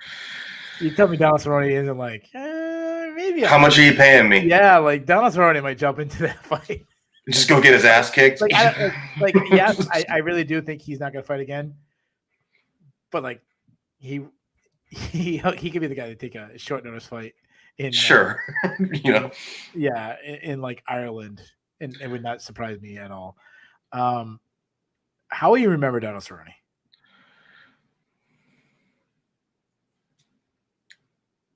When I think of him, like what comes to my head is just like an old dog, just an old junkyard dog, a dude that, you might go on his property and he might, just beat the living piss out of you. And then another time you may go and he may just, act like a shell of himself. But he's an OG and he deserves his respect. He's had his moments. He's had his fights. He's had great wins. When I think of him, I think of like the Ali Quinta fight or the Alex Hernandez fight. Those are great. Those are like great performances. And those do get a little bit overshadowed by what we saw tonight and like the McGregor performance and stuff where he just looked like he didn't want to be there. But he's an old junkyard dog to me, and he's just an OG scrapper. Yeah. So when I think of Donald Cerrone, he said this, and I'll bet anybody whatever they want to bet. He said, I hope one day I'll be in the UFC Hall of Fame. Like, dude, you're going to be the next inductee in the UFC Hall of Fame. Yeah. Like, when they start making the announcement, April or so, next April, Donald Cerrone will be in attendance, and then there'll be some peg package announcing Donald Cerrone is going to the UFC Hall of Fame. There's a couple of things that I'll always think of Donald Cerrone if we never see him fight again. Mm-hmm. One is everybody likes Donald Cerrone. Yeah. Like, I don't know a single person who is like roots for Donald Cerrone. Even if he fought like all right, for example, when he fought Conor McGregor, obviously there's millions of Conor McGregor haters, but there's also like Conor McGregor fanboys. But like when Conor smashed him, they were happy Conor won, but were they like, yeah, fuck Donald Cerrone? Like, no. Like, nobody hates Donald Cerrone. Everybody likes Donald Cerrone. And I think the reason why everyone likes Donald Cerrone is a lot of fighters, and there is a group, so he's not the only one, but a lot of fighters will say anytime, any place, anywhere, any weight, the any. Like, Donald Cerrone proved that shit. Yeah. He was down to fight different weight classes, short notice. Fights he knew were bad fights for him. Knew that was bad stylistic. But it's funny because I think Donald Cerrone, when I first saw him back in like WEC during like when he was fighting Benson Henderson and all these things and Jamie Varner and everything, he was always known for his striking, but he became a pretty damn good grappler and he was pretty well-rounded. Like one of the well-rounded fighters. And like what he did to Mike Perry, he ripped his arm off. Yeah, exactly. With the quickness. And the only other thing that I'll remember Donald Cerrone for, coming close and having runs, but never having that huge victory. I feel like there was always a level that he could never get past. And you always remember that. The guy you always wanted Donald Cerrone to have that Glover Teixeira, Michael Bisping, end of his career moment. He's just one of those guys. Unfortunately, he just never had it. He was just never good enough. And then he didn't even get to finish his career as the all-time wins leader. I think that sums up like just being short. Yeah. Short one. Just, it's like, and you have to go home and it's got to be a tough pill to swallow for a guy like him to just realize like, and he was great, but he would just always fell short, like you said, over and over. Even when he had that run at 155, that weird last run where he like fought Tony and got his eye all blown up. Yeah. Like people are like, holy shit, is he going to be a title challenger again? Like, is he going to get up there and actually, make a run at the title? He's done this and fallen short so many times. And here he is doing it one more time and just fell short again. What was his best win? Iaquinta? Like, what? Yeah. Every time I think of a fight for him, he like lost. Was it Rick's Story where he landed that incredible combination? Okay. Like borderline top 15 guy at the time, maybe. Yeah. Alex Hernandez, maybe. Who? Alex Hernandez. Yeah, coming off one win in the year. Like, like he doesn't have. I remember when he beat Benson Henderson the third time they fought, and it was like a snoozer. Yeah. He never. I'm sure there's one that we're not thinking of, but probably yeah. I mean, he's fought freaking 50 times in the UFC. So it's all over the past for Donald Cerrone. But the future is bright as Ian Garry took on Gabe Green. I'll say this. I was not sold on Ian Garry before this fight. I kind of had like I wasn't anti-Ian Garry. I was more like a prove it to me. Yeah, like wait and see kind of approach. Mm-hmm. Like, yeah, I see some things there. Dude, he blew me away tonight. Yeah. His accuracy, his speed, his calm, like how relaxed he was. Mm-hmm. I love like little traps he was doing, or just little like he kept throwing like this like check knee up the middle, and that was just like warning if you come into. I wrote that down. Yep. Yeah, if you come in the pocket, I'm gonna hit you with this, which scared Gabe Green to stay on the outside, add in leg kicks. The grappling is still a little shaky to me, but this guy's 24 who dropped Gabe Green. He's showing that he's coming into his power. Like. Now I'm on. Like I wasn't sure, but I'm on. Like I'm picking him to win his next fight. Depends who you pick, but like I'm picking him to win. Are you with me? Are you in or? Are you still waiting to see, or were you always in? What? I am not the biggest. I am not the guy that will like follow the hype train immediately. Like I need to see it, you know. I need to see it. Like I need to see it happen. And finally, I am seeing it happen for Ian Garry. I think there were some little things, but he's 24, like you said. Like he kind of leaves his head straight up and down, but that's just tall guy MMA. You know, typical tall guy MMA. It was weird because he fought a back foot game. That's just because no matter what you hit Gabe Green with, he wasn't going to respect it. Yeah. But he actually had the most success when he would either pivot and then forward and then, and then actually move forward. So I think he might, and he trades with Henry Hooft. He has a good camp. I think he may need to just retweak some of his back foot game, because if he's going to spend a lot of time on his back foot against guys pressuring him, he needs to do things that are going to make them pay. Like how Stipe will take the back foot plant and then throw a shot straight down the middle, like what he hit Francis with before he got his head blown off. Little things like that. Little things like that is what he could work on. But I mean, Gabe Green is no joke. Like, no. He's a tough dude. And he had no answer. He had no answer. Nothing. Just pressure. And he couldn't. And he was so elusive, and he never really stayed in one spot to kind of use the pressure against him. Like he was very, very good.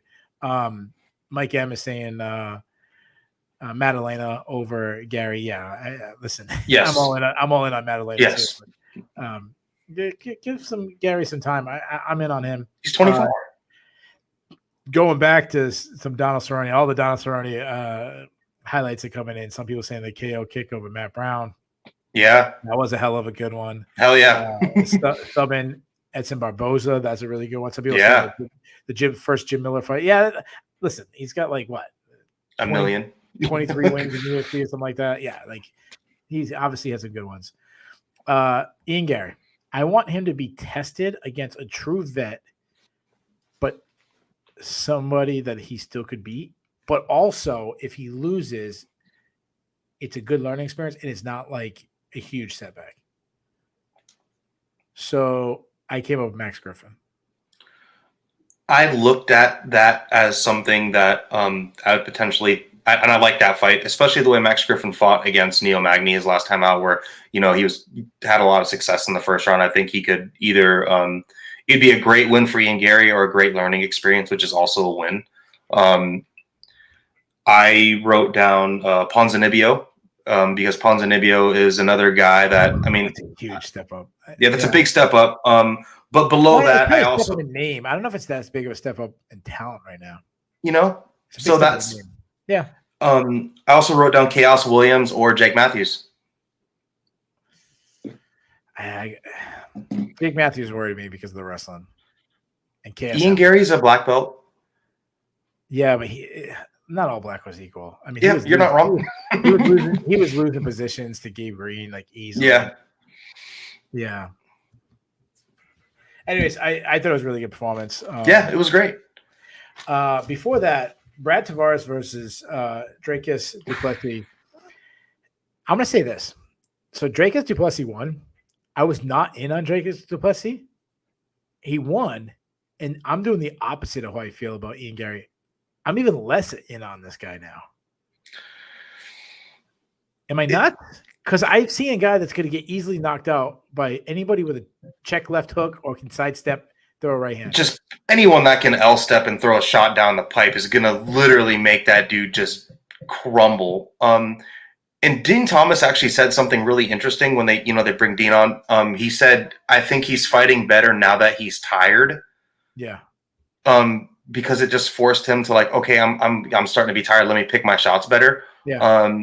He is just like a wild. I mean, he's just a wild mess. He's just. I don't know. He has incredible cardio. I'll give him that. And he had good power. Look, where he was super tired. And he just goes. Still found a way. Like he found a way to dig deep, and he dug deep when Brad Tavares didn't. He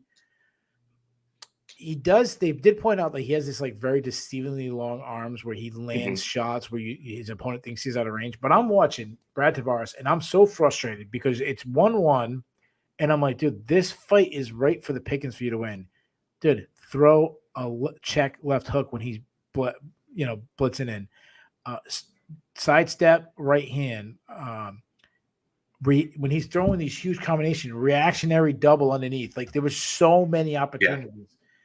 And then Brad Tavares never led the dance. He never was like, nope. Every single time he did throw anything first, he was landing. And I'm like, and then what are you doing? Yeah. What are you doing, dude? This fight is right there, which is why like Chris Wizard says Drinkus is an animal. You're nuts. Yeah, dude, I trust me. I've been wrong about people before. I'll probably be wrong again. I don't feel good about this performance. I don't think he looked good at all. There's also another thing too. Like you and I were talking prior to doing this earlier today, where how Josh Emmett was just crashing the pocket on Calvin Kattar, and Calvin Kattar didn't do anything to make him pay for it. Tavares did not do anything to make Du Plessis pay for crashing the pocket. Even outside of uppercuts work great in those moments too. But if you just spam teep kicks down the middle, if you can time a teep kick down the middle while they're crashing the pocket, I mean, it's over. Like they're gonna eat the ball of your foot straight to their jaw or face anywhere, and that's gonna cause a lot of damage. Or if you just spam that teep kick up the middle over and over again, especially with a guy with long reach like Du Plessis, that's gonna stop him from crashing the pocket. He didn't do anything Tavares didn't do anything to make him stop doing that. So why stop doing it? Yeah. Just if it ain't broke, don't fix it. Du Plessis showed a lot of good power and a lot of good cardio, like you said, and his power lasted. And he was kind of like he was throwing these like 3 and 4 piece exploding combinations, and he would miss the first 3 shots, and land the last one. Yeah, and and that's because Brad Tavares moved straight back on the center line every single time. Yep, every single time. Didn't go laterally one time. Back up, either he'd go back pedal, or he would just lean back, and he's getting caught in the last punch every time. Yep. It's like, dude, what are you doing? You're Brett Tavares. You've been around long enough. You should know little like head movements, side to side, nothing. So I'm looking at the listeners, and a lot of people have thrown out the name that I actually had written down. So I don't know what it is, but I think I know. Can I guess? Good. Chris Curtis. Yeah, that's the exact name I had for him. That's it. That's the fight. They were already booked to fight. It fell apart. That's the fight to make. Yeah, Chris Curtis. Book it. I mean, the reason why I usually try to keep the like new blood rising up, but Chris Curtis is up there in age. Du Plessis, like they're not the young guys in the division. Yeah. So that's why I'm okay with them. And even though middleweight is so shallow, yeah. Now Du Plessis is way bigger than Chris Curtis. Like Chris Curtis is undersized. Mm-hmm. Like he used to fight at welterweight. Yeah. So, but I think Chris Curtis would give him some trouble. He is. So Chris Curtis is way more of he's a much more witty fighter. He's got much better fight IQ. He's got much better shot selection.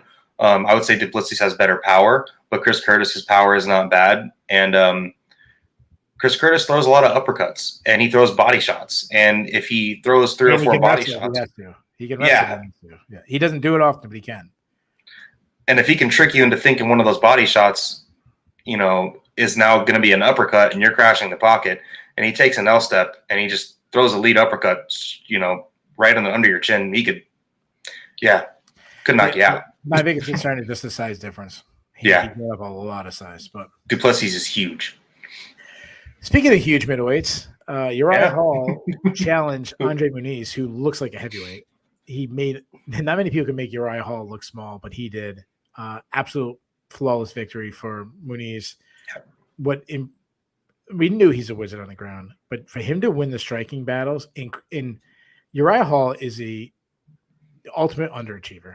And I'm not even saying from this fight because Muniz is really good.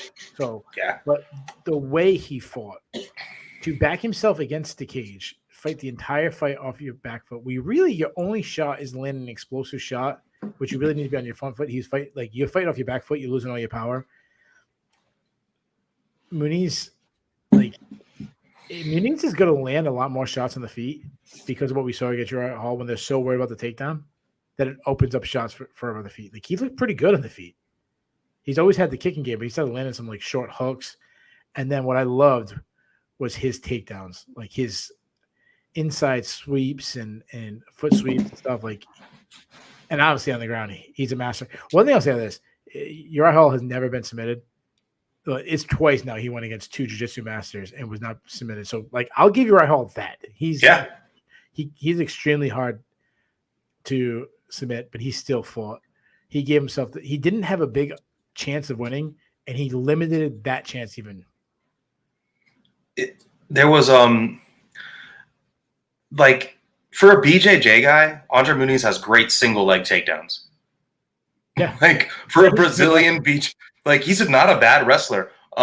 He's like Maya. Like he comes from jiu-jitsu, but he knows how to wrestle. And I love the fact that he's like his striking's not bad. It's not great, but it's not bad. But it's definitely it's definitely 100% serviceable. And when you have a BJJ prowess like him, especially at middleweight, more than anyone that dudes that are good at one thing at middleweight can just climb to the top and expose everyone else for some reason. But he was just spamming kicks at Uriah Hall, throwing leg kicks, head kicks, and just easily pressured him. Uriah Hall was way too willing to take the back foot. He didn't do a damn thing to try to make Muniz, and that's a huge thing in MMA that I'm starting to realize the more and more I watch it is, it's not only the guy that can lead the dance, but you see guys crash the pocket in MMA or just even allow pressure to happen and have a lot of success. And you don't see many people that have the ability to, change that around. And Uriah Hall just didn't really have anything for him. My one critique on Muniz would be that he loves to take the back, but the desk was talking about him hunting arm bars and stuff from the back. Yeah. He's not Stoliarenko. You can't be just throwing it out arm bars anyway. But I think he should, maybe put more. He's such a big and heavy dude. I would like to see him put more, because he's such a great control grappler. He's so good at it. I'd love to see him just put more focus on ground and pound. Like, if you're not going to take dudes back and choke them out, just beat the shit out of them. Yeah, no, yeah, I'm with you.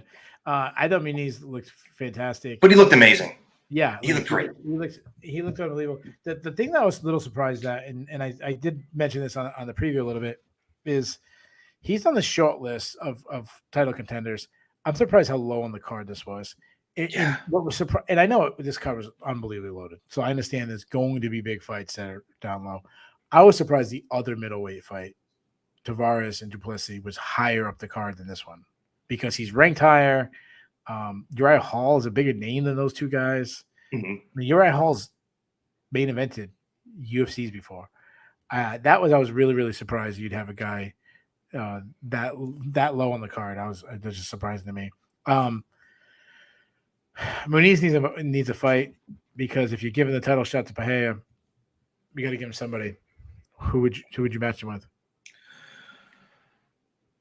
I like him fighting the winner or loser of the Till Hermanson fight. I think if Hermanson wins, I think that'd be a grappler versus grappler. Like, they're the only two dudes at middleweight that grapple. But now that Jacare's not around, I would like to see that. I think that might be fun. And him versus Darren Till would be fun.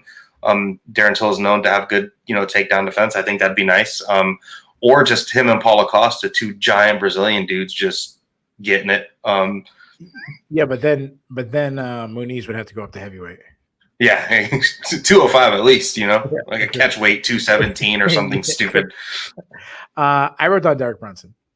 Yeah. I want to see him going against somebody. He's obviously better at jiu-jitsu. I want to see him going against someone who's a better wrestler than him and see what happens.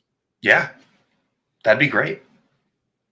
And then, even though Derek Brunson lost to Cannonier, he's still kind of on the short list for a title shot too. So the winner of that one is, listen, middleweight ain't deep. It ain't deep.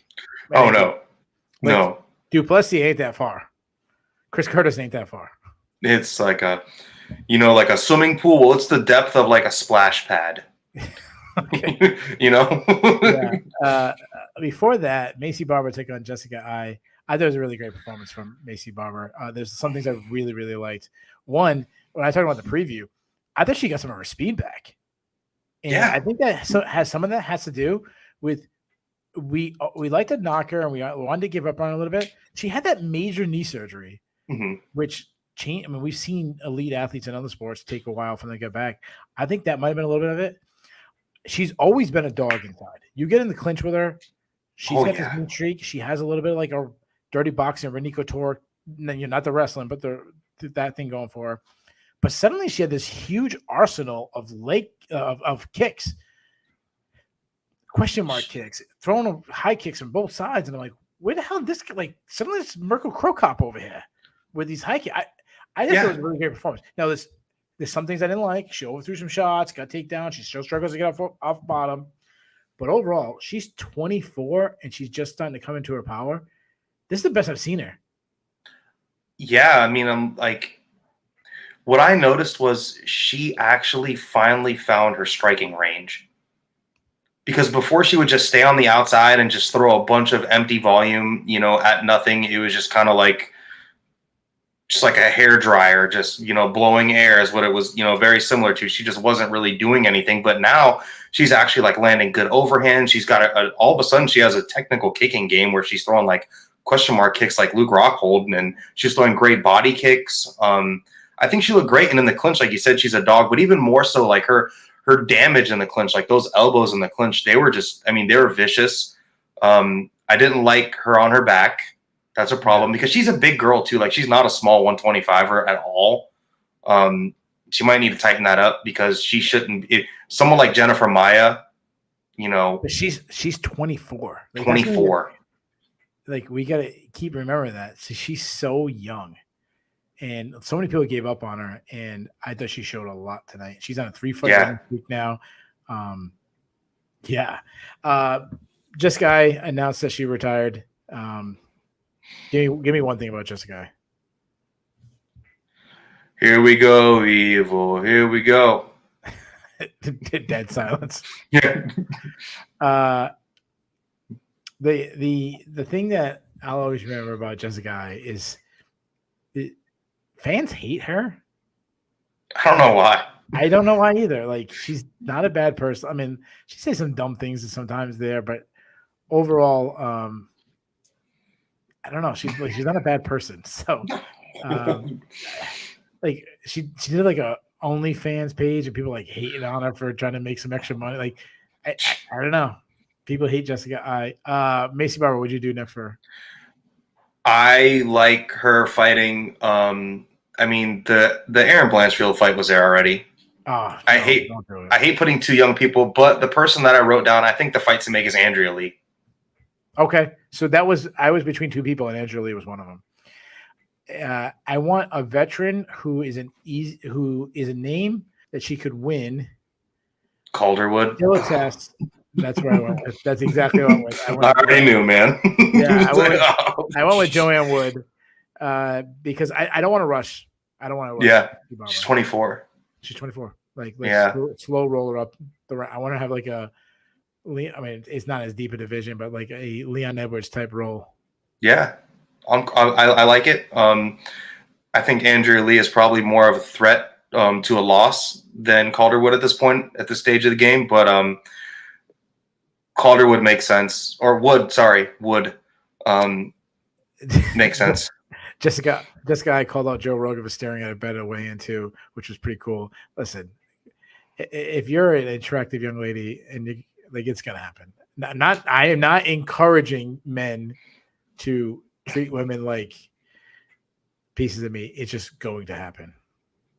Not saying it's not okay. Joe. It's going to be someone else. I'm not saying it's okay, but there was a lot more people than probably Joe looking at her butt.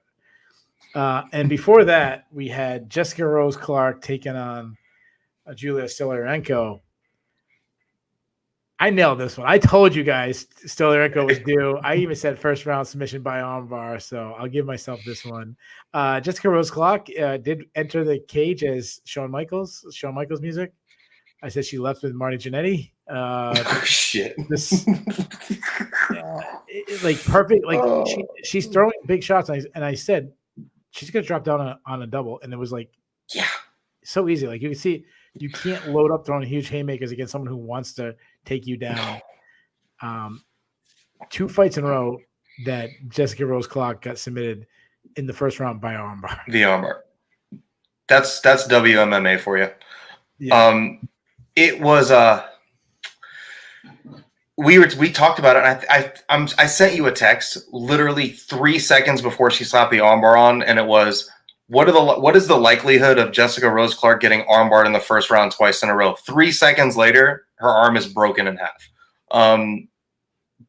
Julia Stoliarenko fought a great game plan. She goes, I'm gonna make her think. It's the typical, striker versus grappler. The grappler comes out and fools them into a prolonged exchange, and then she went and got the double. And her transition, her transition was impeccable.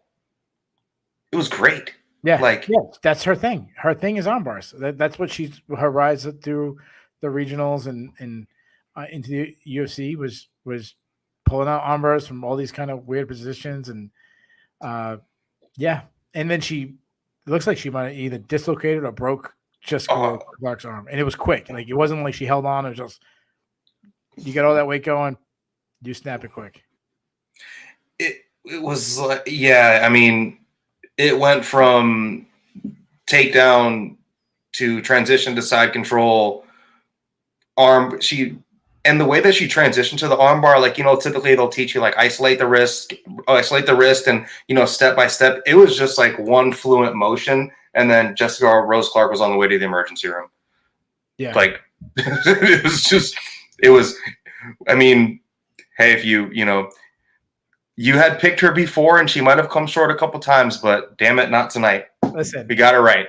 Listen, if you keep betting on heads, eventually it's going to land on heads. Yep. And it probably saved her job. So we covered all 12 fights. I do have the awards. Do you know the awards? Because I have them. I do not know the awards. So I'll let you. It was 1 fight of the night and 3 performance bonuses. So, and we'll throw it out to the chat. You guys can tell us what you guys had for your awards. Obviously, how technical says we need Jim Ross there. Oh my God. I can't do Jim Ross, but that was good. That was a good line by technical. All right. What was your fight of the night? It's got to be du Plessis and Tavares. I mean, that was like a blood and guts type of fight. I mean, it's got to be that fight. Awards, though. I actually agree. I agree with every award that was given tonight.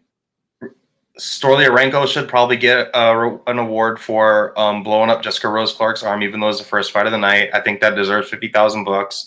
Barbarena should probably get a $50,000 for beating up Robbie Lawler like that.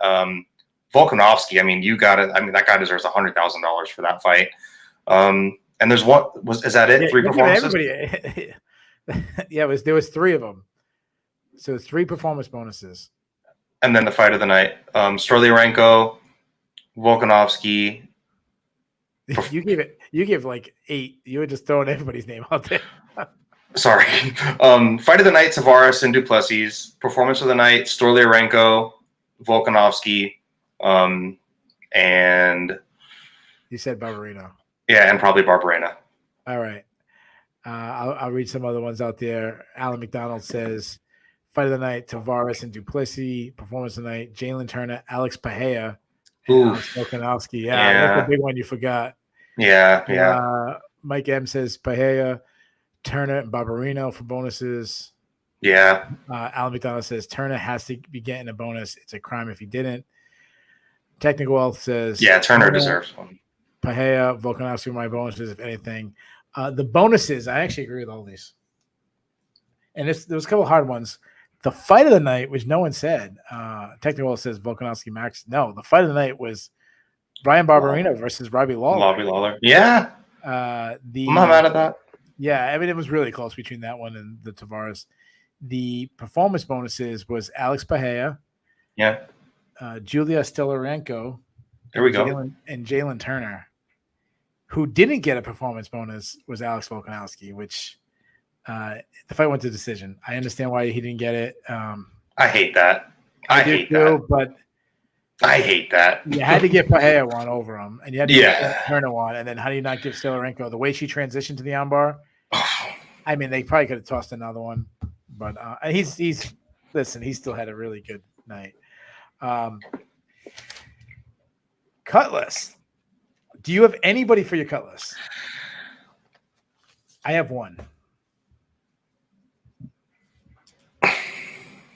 I want you to go first because I think we may agree on this person. Okay, so the way the cut list works is they have to, if you haven't seen this before, both me and Dev has to put this guy on our gal on our cut list, and if they're on both of our cut lists, we give the UFC permission to cut this person to open up room for somebody else. Mine is a little bit of like a default. Even though she announced that she retired, I'm still cutting Jessica I in case she unretires. I'm letting Jessica I go. She's lost 4 fights in a row. Yeah, I removed the people that retired from just from it, period, because they said they were done. But I mean, it's MMA, and when people say they retired, I mean, Chris Curtis retired twice in one night. So I don't disagree. It's gotta be her. But even if people love Jessica. Sorry? Did you have anybody on your list? I did not write down Jessica Rose Clark, but I would not be upset if she's very popular. She comes from that part of the world, so they like that Oceania region. They like to promote those fighters, but like she's 500. She's 500 in that division, I believe. And she's just, I mean, to lose like that back to back, get your arm broken. Like maybe is she even going to come back? She posted on her Instagram, saying everything went exactly the way it should have besides the fight. Well, that's the most important part. Yeah, obviously you're in a cast making this video. I'm giving Jessica Rose Clark one more chance. And the reason why is you said you went to her Instagram page, and so did a whole bunch of other people that night. So that's why she gets one more shot. Yeah. Chris was asked if they retired, they excluded. Not Jessica I. Anytime we can, she's got to go. Anytime we can cut Jessica I. And bad enough, Joe Rogan, like not only did she lose and get beat up and retire, but Joe Rogan lied to her right to her face. Because she goes, yeah, I'm going to retire. And Joe Rogan, can I get on your show? And he's like, yeah, let's do it. Like, it's not happening. Like, she did that before, and he was like, we'll talk about that later. All right, let's get to the Bulls and the Bears. The Bulls and Bears are a stock market reference. If something's going good, it's a bull stock. If it's going bad, it's a bear stock. You want to be on the Bulls list. You don't want to be on the Bears list. We do it 3-2-1 style. I'll let the guests go first. Let's do the Bears. Let's who had a bad night.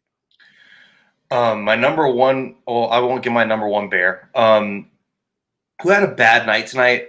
Max Holloway. Max Holloway had a really tough night tonight.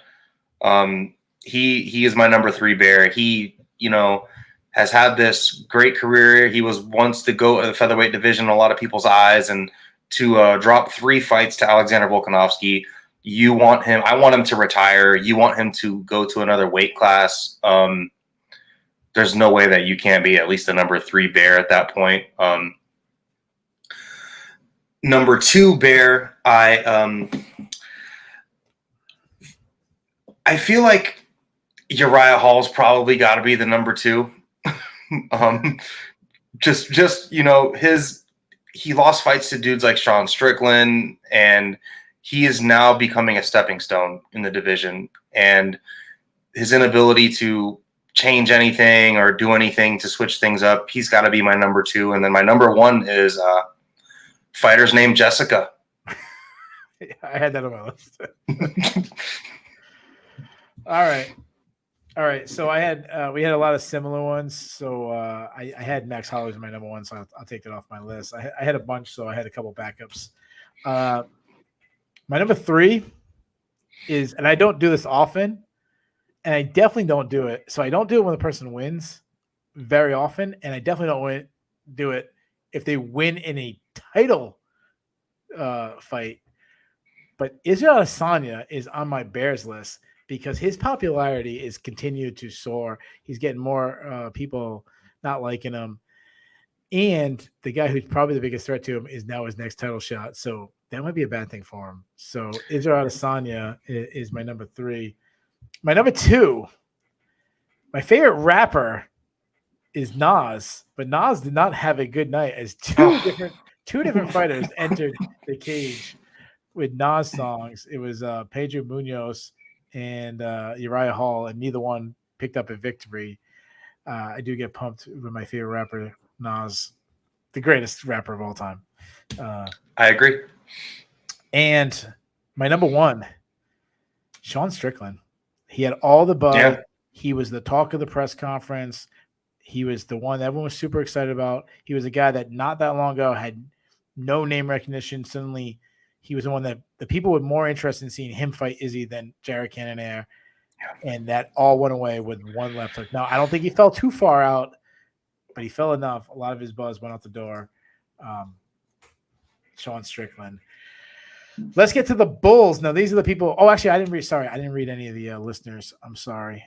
Mike says Bears, Max, Strickland, and JRC. I'm assuming that's Jessica Rose Clark. Technical Wealth goes Cannonier, Strickland, Max, and Riddell. And he had Hall. Technical Wealth throwing everybody on there. Chris Wiz goes Strickland, Max, and Cannonier. Now we go to the Bulls. I'll read Technical Wealth, and then anybody wants to rate theirs out there, and I'll let you go first again. Technical Wealth says Bulls, Volk, Pereira, and Turner. I'll let you go first, my man. That is exactly my number 3 is Turner. He looked great. Whenever someone like Brad Riddell, he was the striking coach at Tiger Muay Thai. He's one of the striking coaches at his current gym. And when you go out there and you clip him with one shot behind the ear and he starts wrestling and you sub him the way he did the club and sub like that. I mean, that was a great performance, a huge statement because no one's done that to him. Number 2 is Pereira. Got to be Pereira. Sorry. With one swipe left to hook is quick, and now he's fighting for a title, and he hasn't taken like any damage in his short MMA career, really. So he's got a very short one-way ticket to the title. And then number 1 has got to be Volkanovski. No one's done that to Max Holloway. Yeah.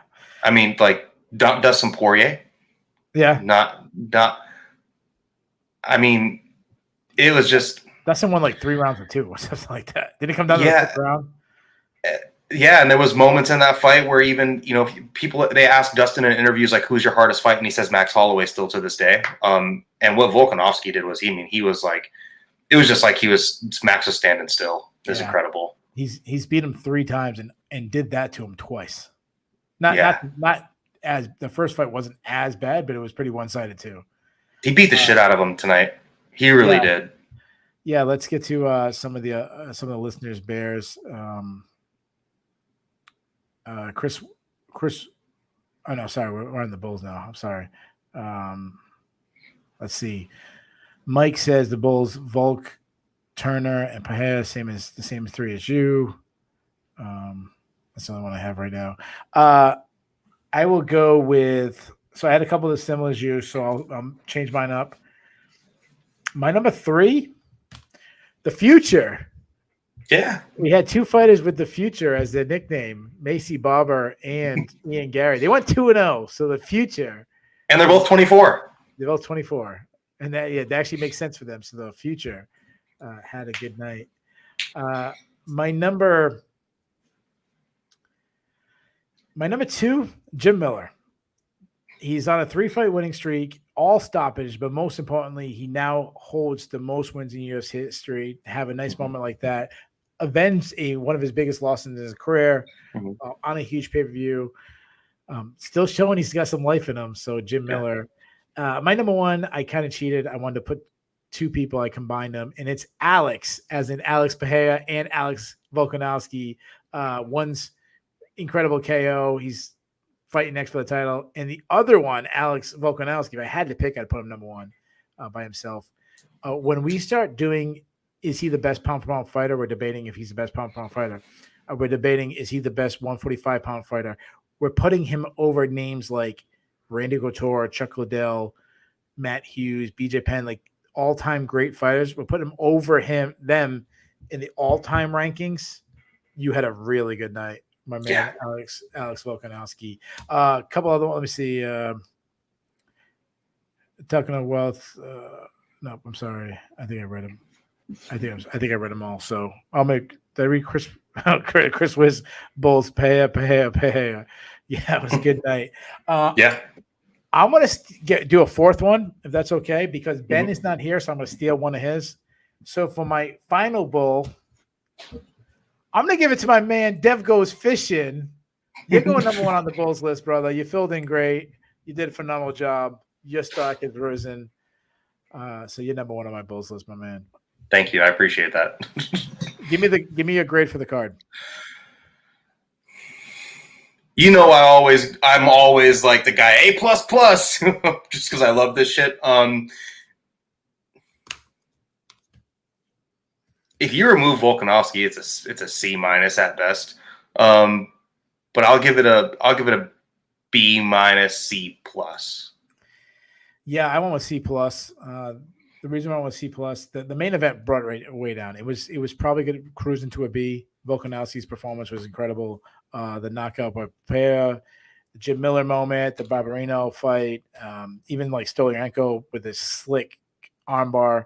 Like, it was a really good night. But then the main event, like, if you're sitting there with a B average and you get like 4 Fs in a row, it's going to pull you down to like a C+. So, how many times has he done this?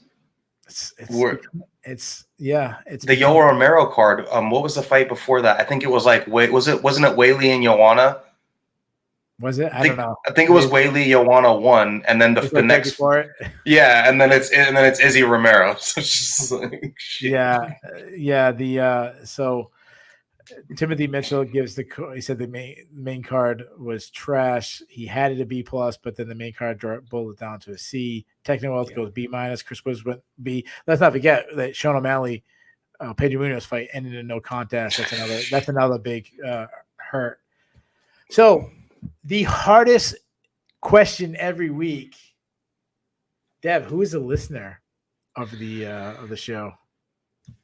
Tim is one of my good buddies. I got to give it to Tim. That's my boy. He showed up. He has never been in here before, and I really implore him, and I hope he comes back. So I got to give it to Tim. Tim's my boy. All right, nice job, Timothy Mitchell. Yeah, I didn't recognize his name, but yeah, he was killing it, which kind of just broke the tie for me, because I had a whole bunch of people, and it's tough. And I know we do this, like, we kind of do this on purpose. We don't pick the same, because the same guys can win every single week. Bass and Technical Wealth and Alan McDonald and all these guys could win every week. When you're on there, you can win every week. Mikey M. I think Mikey M was on. He was in there. Yeah, he was in there. He had a lot of good comments. So I'll give Mikey M. So you guys have it. Once again, Dev, thank you so much, man. You did a phenomenal job. I want to say this to all the listeners. It means a lot to me to have a listener on here. We'll probably have you on again because you did an incredible job. You might have stole Ben's job. I don't know if he knows that. You probably stole my job. But Ben has more pull than I do, so you might have stole my job. But I came up being a listener. It was like the first time I was on Sherdog. It was super cool. So if you want to come on anytime Ben's missing and I'm doing solo, I will grab a listener. So a couple guys have already reached out to me. I have someone lined up for the next one. But do me a favor. Even if you reach out to me again, because I might not have everything going. So reach out to me again. Hit me on Twitter. That's probably the best bet. Hit me up on Twitter. Message me in here, whatever. If you want to do it, I'll get you on. I have a listener lined up for the next time I'm doing a solo one already. But we have the preview. Me and Ben already did the preview, so make sure you check out the preview for the next card. And we'll be back in a week. Do this all again. Thank you guys in the chat. Thank you once again, Dev, and see you next time, guys. Thanks, Keith. I appreciate you having me on here. I appreciate you taking me from the chat to here, and it was great to be on here, and I had a great time. Thank you so much. Thanks, Sherdog.